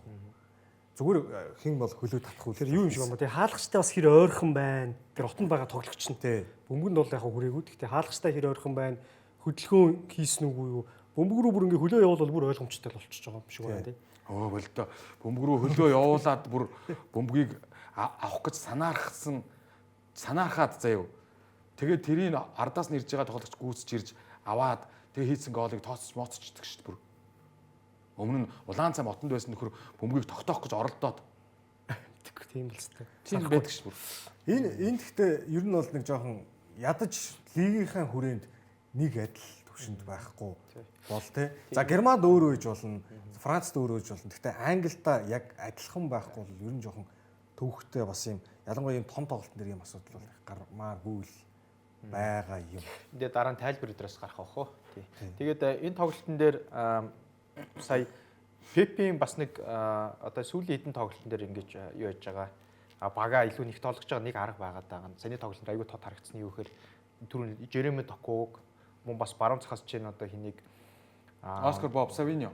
тий одоо тэдгээр тоглож жигүүрэн тоглож ингэ сулж байгаа энэ давуу талуудыг л онцлоод байлээ л дээ. Саяны тоглолт нэр ихэд ингээд талбайн төвийн одоо хоёр яг ингээд за тулгуурын гэж хэлж болох хоёр хагас хамгаалагч нь Нико Гонзалес, Бернардо Силва хоёр бол байгаад байгаа. Тэнгүүд Фил Фовд урдаас ороод ирж байгаа. Зүүн талаас нь Фил Фовд ингэ ороод ирж байгаа. Талбайн төвд ингээд Эрлинг Хоолнд бас нэг татаж орж ирээд баг талбайн төвд ингээд тавд болчихж байгаа байхгүй. Тавлаа болоод ингээд төвлөрөө ороод ирэнгүүт угаасаа Ливерпул шахах шүү дээ ойлгомжтой. Талбайн түргөө төвлөр нь тэр үед доку руу цацж байгаа байхгүй. Тэгээд доку руу цацчихна. Доку тэнд харин жинг тоглолтий гэдэг ийм бас нэг аргууд хэрэглээд байгаа. Тэгээ энэ тоглолтын дээр бол ялангуяа одоо Ливерпулийн одоо захын хамгаалагчдын тэр одоо нэг найдваргүй байдал байгаа шүү дээ тий. Тэр байдал дээр нь маш сайн одоо ажиллаж чадлаа гэдэг тийм зүйлүүд бол бас байна. Тэр саяны тоглолтын дээр бол одоо ялангуяа тэр баруун Брэдли байлаа. Зүүн талд одоо Робертсон бол яг нэгт байсан ч гэсэн энэ одоо энэ зангандас өртөөд байлаа. Тэгээд энэ тоглолтын дээр Вирц юм бол. Вирцийг бид нар чинь гол молыг хүлээгээл байгаа шүү дээ. Харин тийм ээ Премьер Лиг Реал дээр бол сайн тоглосон. Реал дээр бол сайн тоглосон тий. Өстөө тэр дөвд бол төвхтэй байсан. Тэгээс нөгөө нэг бас нэг ийм нэг юу яваад байдаг. Нэг ингээд болохгүй байгаа үед заримдаа ингээд бүх юм эсрэг юм шиг болох гээд байдаг тал байдаг тий. Сая бол жишээлх юм бол юу гэдэг чинь тэр току дээр пенальт заалаа Мамардашвили хаасан.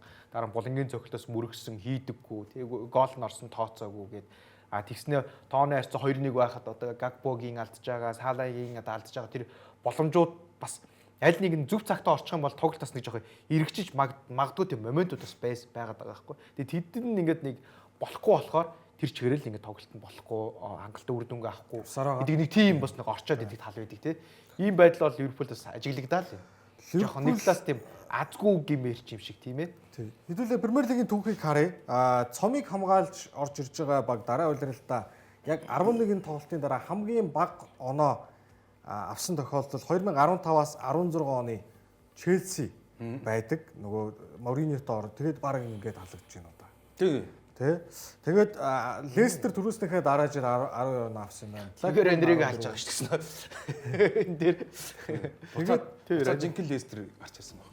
За тэгээд Ливерпул, Манчестер Юнайтед хоёр бол 18 оноо авснараа хамгийн 11 тоглолтоос 18 оноо авсан. Цомыг хамгаалагчтай. Тэгээ Манчестер Юнайтед тэр нөгөө нэг нь 2002 он гэж тэр харагдаж байгаас тий.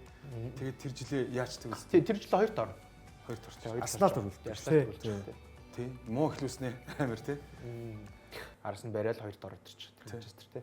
За тэгээд дээрэс нь энэ 11 тоглолтонд 17 голыг алдсан. Өөрөөсөө сүүлд төрүүлдгийнхаа дараа улирал багас 11 тоглолтонд 17 голыг алдаж гарч ирж исэн юм байна. За нэг цуврал зогссон. Энийг бас зарим үзэгчд маань мэдээгүй байж магадгүй шүү дээ. За тэр цуврал нь юу гэхээр дараалан гол оруулсан тоглолт байсан. За баяр. За Арсеналын рекорд хадгалагдлаа. Премьер Лигийн түүхэнд Арсенал 55 тоглолт дараалж гол оруулсан байдаг. Энэ бол рекорд 2001-ээс 2002 оны хооронд. Ливерпул 44 дээр ирээд сая зогсчихлоо. Тоттенхэм нодлон нөгөө өөрсдөө ч гол хийгээд өөрсдөө ч алдаад байдаг ус тэр нь бас ингээд гол оруулсан талдаа рекорд байсан. Одоо цуврал ингээд 39 байсан. За 11 тоглолтын ард ирээд зогсчихлоо. Энд гэхдээ зөвхөн лигтэй юм уу? Зөвхөн Премьер Лигт. Премьер Лигтэй. Зөвхөн Премьер Лигт 44 тоглолт оруулж гол хийсэн байсан гэж. За ингээд гэдэг тэгээд ийм рекорд бол зогссон шүү. 55 юм уу тий? За бусад тоглолтуудынх нь үр дүн гарья. Эвертон хоцсон, Вест Хэм, Фулхэмстэй Эвертон дээр юу ч хийж чадаагүй хожигдсон тий сонио. За Бurnley West Ham хоёр ч өстой бүр гал шороо божгонтол үзэж явах ч үлээ. За Челси Wolverhampton ерөөсөө таар байлаа. Аврал алгаа. Wolverhampton юу вэ? Английн дээд түвшний баг 8 билүү 9 лигийн түвшинд хамгийн багууд дотроо хожил аваагүй ганц баг гэсэн. Хоёрхан тэнцээд шүү дээ.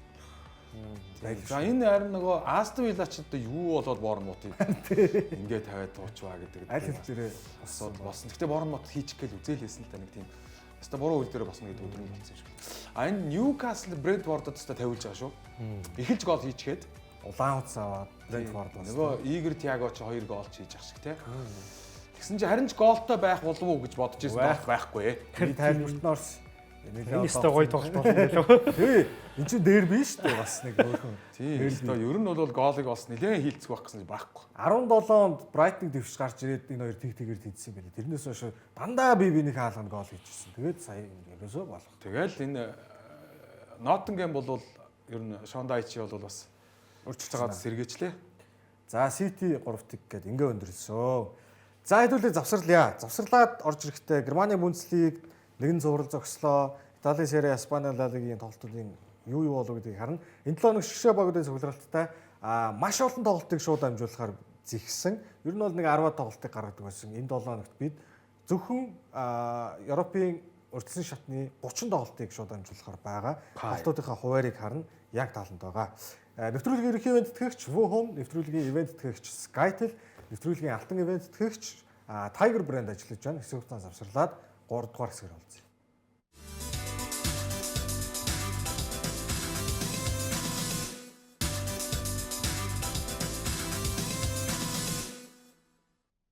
За нэвтрүүлгийн маань 3 дугаар хэсэг буюу сүүлийн хэсэг.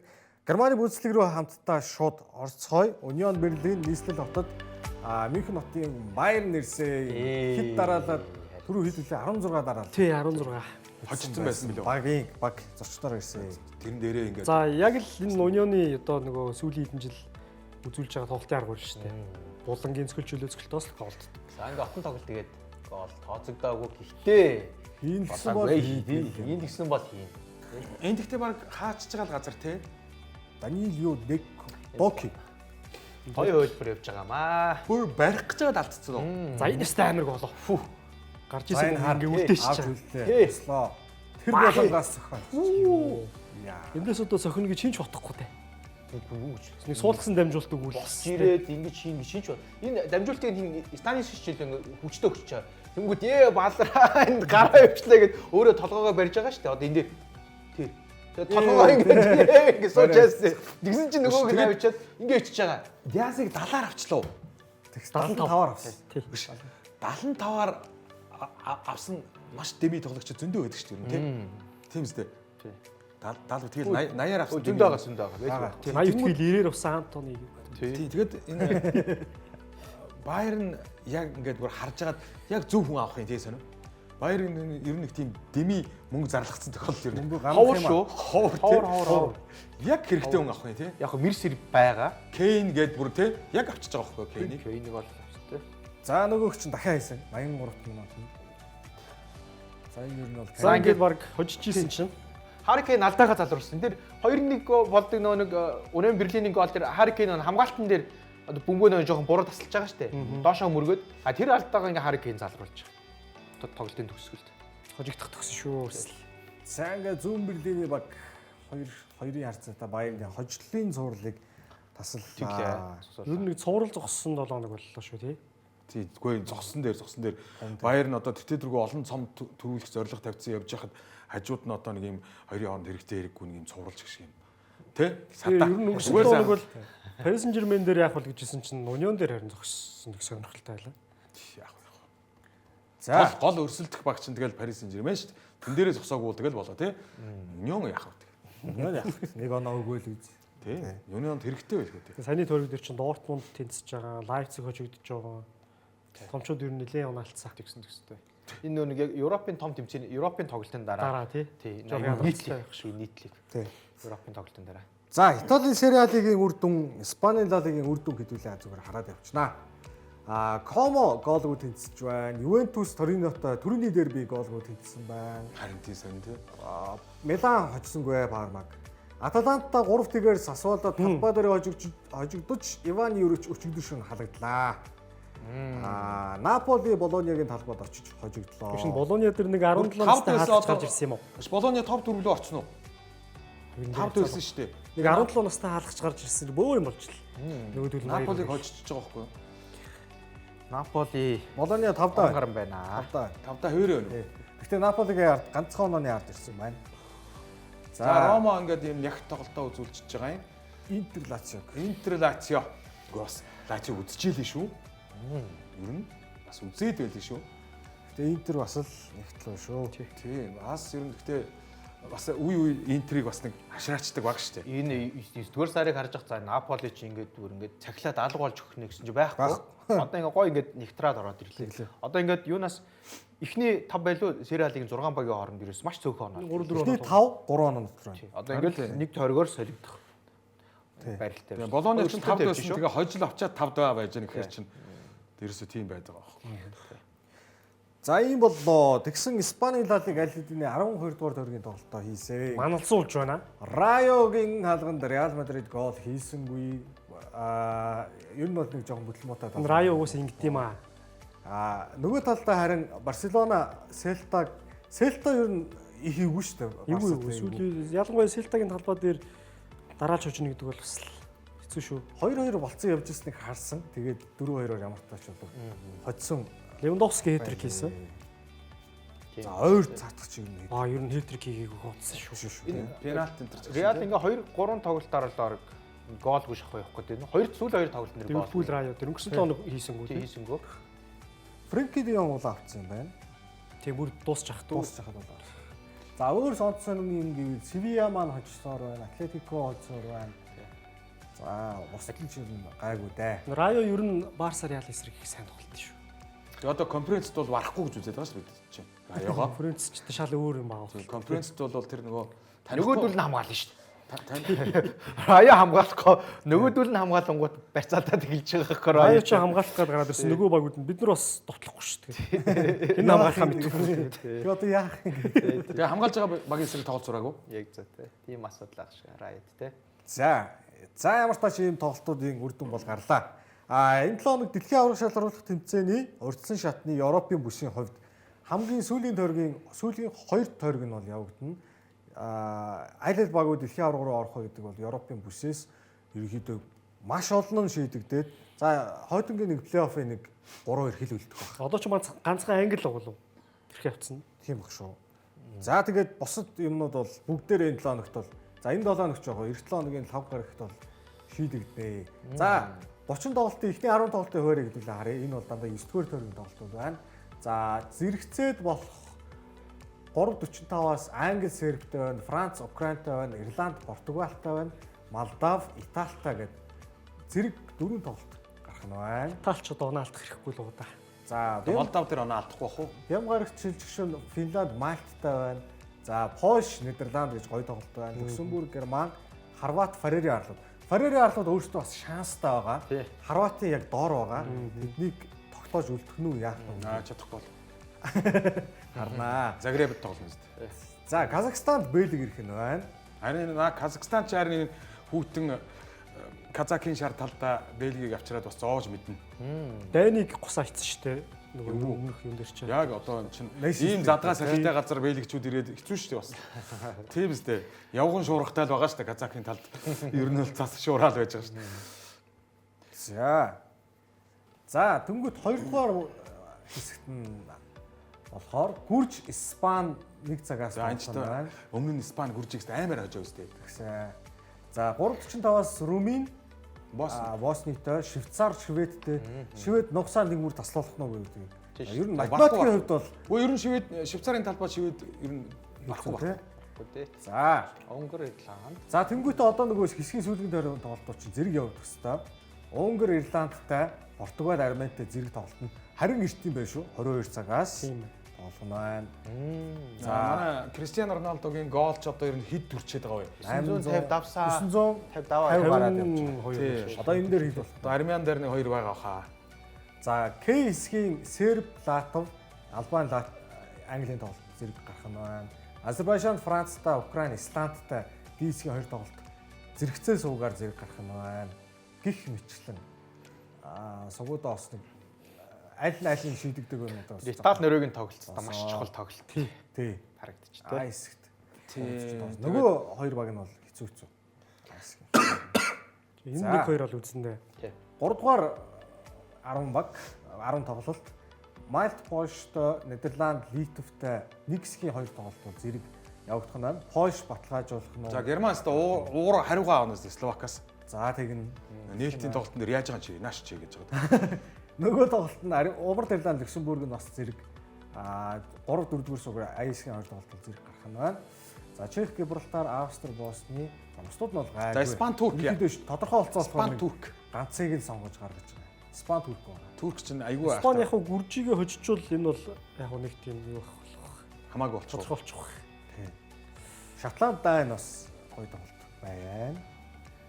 За Уэльс Старч юм байна. Уэльс Ер нь тодорхой олцсон байснуудыг бол ганцыг сонгосон. Ингээд нийтдээ 30 тоглолт шууд амжуулах.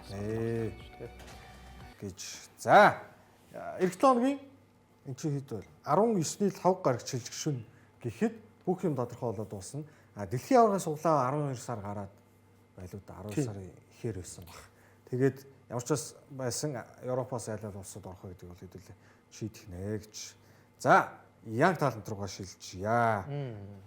За өнөөдөр Янг талантаар Хорватын хөлбөмбөгт мэдлэн гарч ирж байгаа нэгэн авьяасныг одоо онцлохоор боллоо. Тэгээд юу гэж онцолж ийнэ гэхээр 100 жилдний гутаа төрхөн гэсэн шүү. За 100 биш юм а гэхэд Лука Вишкович бол за 30 жилд нэг төрхөн бол баахаа гэж бодож байна. Яг Хорватын хөлбөмбөгт. За тэгээд хэд хэдэн зүйлийг одоо онцолё. Лука Вишкович бол 2007 онд төрсэн энэ жил 18 настай. За яг одоогоор бол Хамбургийн одоо гарааны төвийн хамгаалтанд бол тоглож байгаа ийм хүү байна. За Хайдук Сплит гэдэг Хорватын одоо алдарт хөлбөмбөгийн одоо их уурхай болсон газраас бол тодрон гарч ирж байгаа дараагийн одоо авьяастан бол байж байгаа. Нөгөө Хорватын их уурхай нь бол мэдээж тий Намо Загреб. За тэгээд Лука Вишковичиг ингэж байна тий Хорватын ханын ирээдүй гэж одоо хэлж байгаа юм байна. За тэгээд Вишкович Бундслигийн сая 9-р сар 10-р сарын онцлог залуу тоглогч болсон байна. За тэгээд Rookie of the Month гэж хэлдэг. За тэгээд Вишкович болвол өндөр 1.94 тавтай хаа. Тэгээд 1.94 тавтай дахиад жүсэж магадгүй байгаа. 1.93 тайсан санагч. Дахиад жүсэж магадгүй гэж байгаа. Тэгээд нэг сонирхолтой нь Хорватын одоо залуучуудын лиг болон тэмцээнүүдийн одоо мэрэгэн буучаар бол явж байсан гэдэг юм хүү бол байгаа. Тэгээд төтлөө баян төвийн хамгаалтанд тоглоно Вишкович. За тэгээд Вишкович гэх юм бол энэ орчин цагийн хөлбөмбөгт одоо хүлээгдэж байгаа төвийн хамгаалагчийн байрлал шаардлагатай бүх зүйл байж байгаа. Бөмбөгтэй тоглоно, техниктэй, хойноос асын дамжуулалтын найруулын тоглолт хамгийн гол маш сайн уншдаг чадварыг нь бол онцлоод байгаа юм байл. Одоо энэ нөгөө баг наснаас том биетэй одоо ингээд өндөр байсан юм одоо залуучууд хүүхдүүд болохоор ингээд биеэрээ аархаж тоглоод сурчдаг учраас нөгөө нэг тоглолтын одоо ур ухаанд хөгждөггүй гэж ярьдаг бол Вишкович бол угаасаа яг тийм биш юм байлээ. Бөмбөг хаана унахыг мэдэрдэг. Одоо энэ харж байна ингээд мөргөдий чинь бөмбөг залж явна, дамжуулна, тоглолтыг найруулна. Тэгээд хөлбөмбөгийн IQ эдрийг бол маш өндөр одоо зэрэглэлийн ийм одоо хүү гэж одоо онцолж байгаа юм байна. Тийм учраас Хорватын одоо хөлбөмбөгийн одоо энэ юунууд мэрэгчлэнүүд бол жоохон дэгждүүлж хэлэхдээ бол 100 жилд нэг удаа төрөх ийм одоо авиастай хамгаалагч байна гэж хэлж байгаа. Гэхдээ бол Хорватын одоо сүүлийн одоо 30 жилийн хөлбөмбөгийн түүхийг харах юм бол Дариус Сирнамарна хогно. Дариус Сирна эднээс бол хав илүү гэж үзээд байгаа. За энэ хаалгар зохиод одоо гол хийж явах жишээний тийм ээ. Тэгээд Хорватын шгшаах дайлидын дуудагдсан. Златко Далич сая 9-р сард байна уу да нөгөө нэг Чехийн сэргийсний тоглолт нэр болоод сэлгээр тоглосон байлээ. Тэр тоглолт мэдээж Хорватын шгшаа баглоодсон. Хорват бол 90 жилийн дэлхийн аварга бол авах магадлал 95% байгаа. За ингээд энэ 11-р сард 100 болгоод баталгаажуулчих нь. Тэг Вишкович бол Хорватын хөлбөмбөгийн ялч ирээдүг гэж байгаа юм. Энэ бол хөлбөмбөгийн одоо унших чадвар одоо энэ бүх төрмөл авиасын хүүхдэд бол бүх юм бол заяатсан байна гэж одоо үзээд байгаа юм байна. За тэгээд бас нэг авиасаас төрдөйм байна гэдгийг бол Лука Вишкович бол харуулж байгаа. Тэгээд сая энэ 100 Тоттенхэм бараг энэ зууны хамгийн сайн солилцоо хийсэн Лука Вишковичийг бол өнгөрсөн 100 бол худалдаж авсан. Тэгээд ингээд зээлгээр одоо Хамбургт ингээд тоглуулж байгаа. За тэгээд удахгүй Тоттенхэмийн одоо арын одоо хамгаалтын бүсэд бол бараг гарааны сонголт нь бол болох байхаа. Тэгээд одоо Хорватын хөлбөмбөгт бол үе үед тий мундаг хамгаалагч нар бол байсан л та. Тэднээс бол толгой илүү болно гэж одоо үзээд байгаа юм байна. Гвардиола байж байгаа үстэй. Одоо тэгээд Йошко Гвардиол энэ Вишкович хоёр бол ингээд хоорондоо хамгаалтын ойлголцлоо ингээд бүрдүүлж чадах юм бол бас л дараагийн 90 цагийг нас тодорхойлж магадгүй шарж байгаа юм байна. За. Ер нь хойд солонгосын телевизийн мэдээж хэл баг. Одоо Хорват их гоё шүү дээ. Тийм одоо ингээд төлөвлөмж олон авьяаснууд явдаг тийм. 100 жилд нэг удаа төрөх гэж байна. Тэ. Гэхдээ энэ сая юуг харсан. Бихняны мэдээ нэг тиймэрхүү явдаг шүү, тий. Тэгээ нэг гоё юм байгаа нь Вишкович 2023-аас 2024 оны улирлын Бельгийн одоо Про лигийн улирлын шилдэг гол хийсэн болсон. 6 гол хийсэн. Яа. Эндээс нөгөө Тоттенхэмийн нөхөр дэмжээ. Түүний хамгаалагч нэг үлэр 6 гол хийсэн. Тэгээд энэ улирал Хамбургт тоглож байгаа. Тэгээд Хамбургт тоглох. Эндээс захиалгаар орж ирж байгаа. Гүү. Захиалаагүй. Захиалгын Гэхдээ энэ чи амар амт биш дээ. Би харин Тоттенхэм сүүлийн 2 жилд ингэсэн байхгүй. Арчи Грей, Вушкович, Бергвал Бергвал гэдэг дандаа нэг 18 настай айгүй ирээдүйд хөхтэй их хэвчээ. Тэдний нэг. Тэгээд одоо Хамбургт бол энэ улиралд бол үнэхээр том туршлагаас өрөмжлүүлнэ.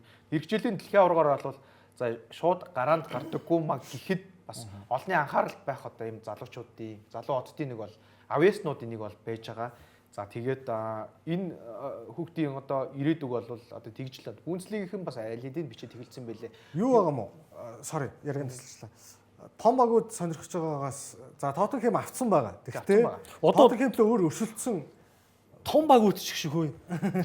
өөр өршөлтсөн юм байгаа. Одоо нэг жижигхэн багт байгаа байна л да. Гэхдээ харин тийм болж таа таарна. нэг үе гимтчихэд байдаг. Реал Мадрид чинь авах гэдэг шүү. Тэгээ одоо ингээд Лука гингүүд одоо мэдээж Лука Модрич санаанд орж иж чинь. Лука Дончич орж ирж чинь тий.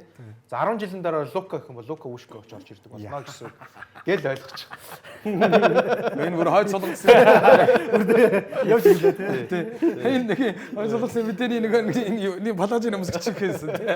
Тэгвэл яг таарах гэдэг. Тэгээд энэ За гэхдээ амар юм байна. тий мундаг хүүлээ. Тэгээд хоёр улирлын өмнө Тоттенхэм авахта 10 хэдэн сая нөгөө нэг евро илүү паунд төлж авч байгаа байхгүй. Тэгэхээр бол тэр үед бол 16 настай гэсэн үг шүү дээ. 16 настай хахад нь бол бас өндөр үн одоо төлж болол өөртөө нэгтгэцэн бол байгаад байгаа. Хайдугт байсан гэхээр баг Гатузо дасгалжуулагчнаас хайдуг юм. Тэгээд давхарцсан үе бол байгаа бах тий. Байгаа тийм. Тэгээд энэ Лука Вушкович ингээл багасаа ер нь ингээд тодорчсон. Тэгэл дээшээ ахаал тоглоод байсан байлээ. Одоо тэгээ 18 настай ер нь Хорватын шиг шахтай ингээд дуудагдчихлаа. Одоо ингээд тэр нэг юу байгаа даа. Хорватын шог яаж байгаа гинэ.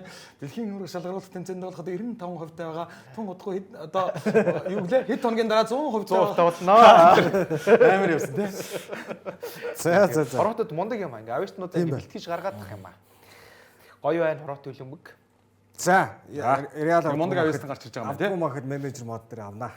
За, юу юм нэг юм чинь бас ингээд санаархаад шүү. Үгүй ээ, тоглоом ярьж байна. Компьютер тоглоом ярьж байна. За, хэдүүлээ нэвтрүүлгээ дуусгая. Энэ 7 хоног Шишабогдын цугларалтай байгаа тоглолтуудыг PSN Европын бүсийн тоглолтуудыг шууд амжуул үзүүлнэ. Ер нь дэлхийн аваргын урьдчилан шатыг ингээд ерөнхийдөө дуусч байна гэж хэлэхэд болохоор нь одоо энэ 7 хоног чинь нөгөө Азийн хэсэгтээ тэдэд орсон хоёр нь хоорондоо тоглоод хоцсон. Тэв хооронд гэдэг чинь одоо энэ 7 хоногт бас шийдэгдэх гээд байна. Энэ 3 дугаар сард 3 ирэх үйл хэлээ тий. 3 дугаар сард 3 ирэх үйл. Тэрнээс бусд нь Баахан төв орондын юмнууд болж 3 сар. Тэнэлүүлдэхийн төлөө байгаас дэ шивэд чинь. Ер нь шууд бол боломжгүй шүү дээ. шууд боломжгүй тий. За хэдүүлээ нэвтрүүлгээ өндөрлүүлээ. Тагвартаа маш их баярлалаа. Хамтаас үзэгчтэй ч гэсэн маш их баярлалаа. Нэвтрүүлгийн ерөнхий ивент тэтгэгч Wuhome, нэвтрүүлгийн ивент тэтгэгч Skytel, нэвтрүүлгийн алтан ивент тэтгэгч өөрийн барыг сэрээ Tiger брэнд ажиллаж байна. Ажиллалаа. Шинэ 7 хоногийн дараа 7 хоногт энэ цагтаа эргээд уулзъя үзэгчтэй. Баяр та.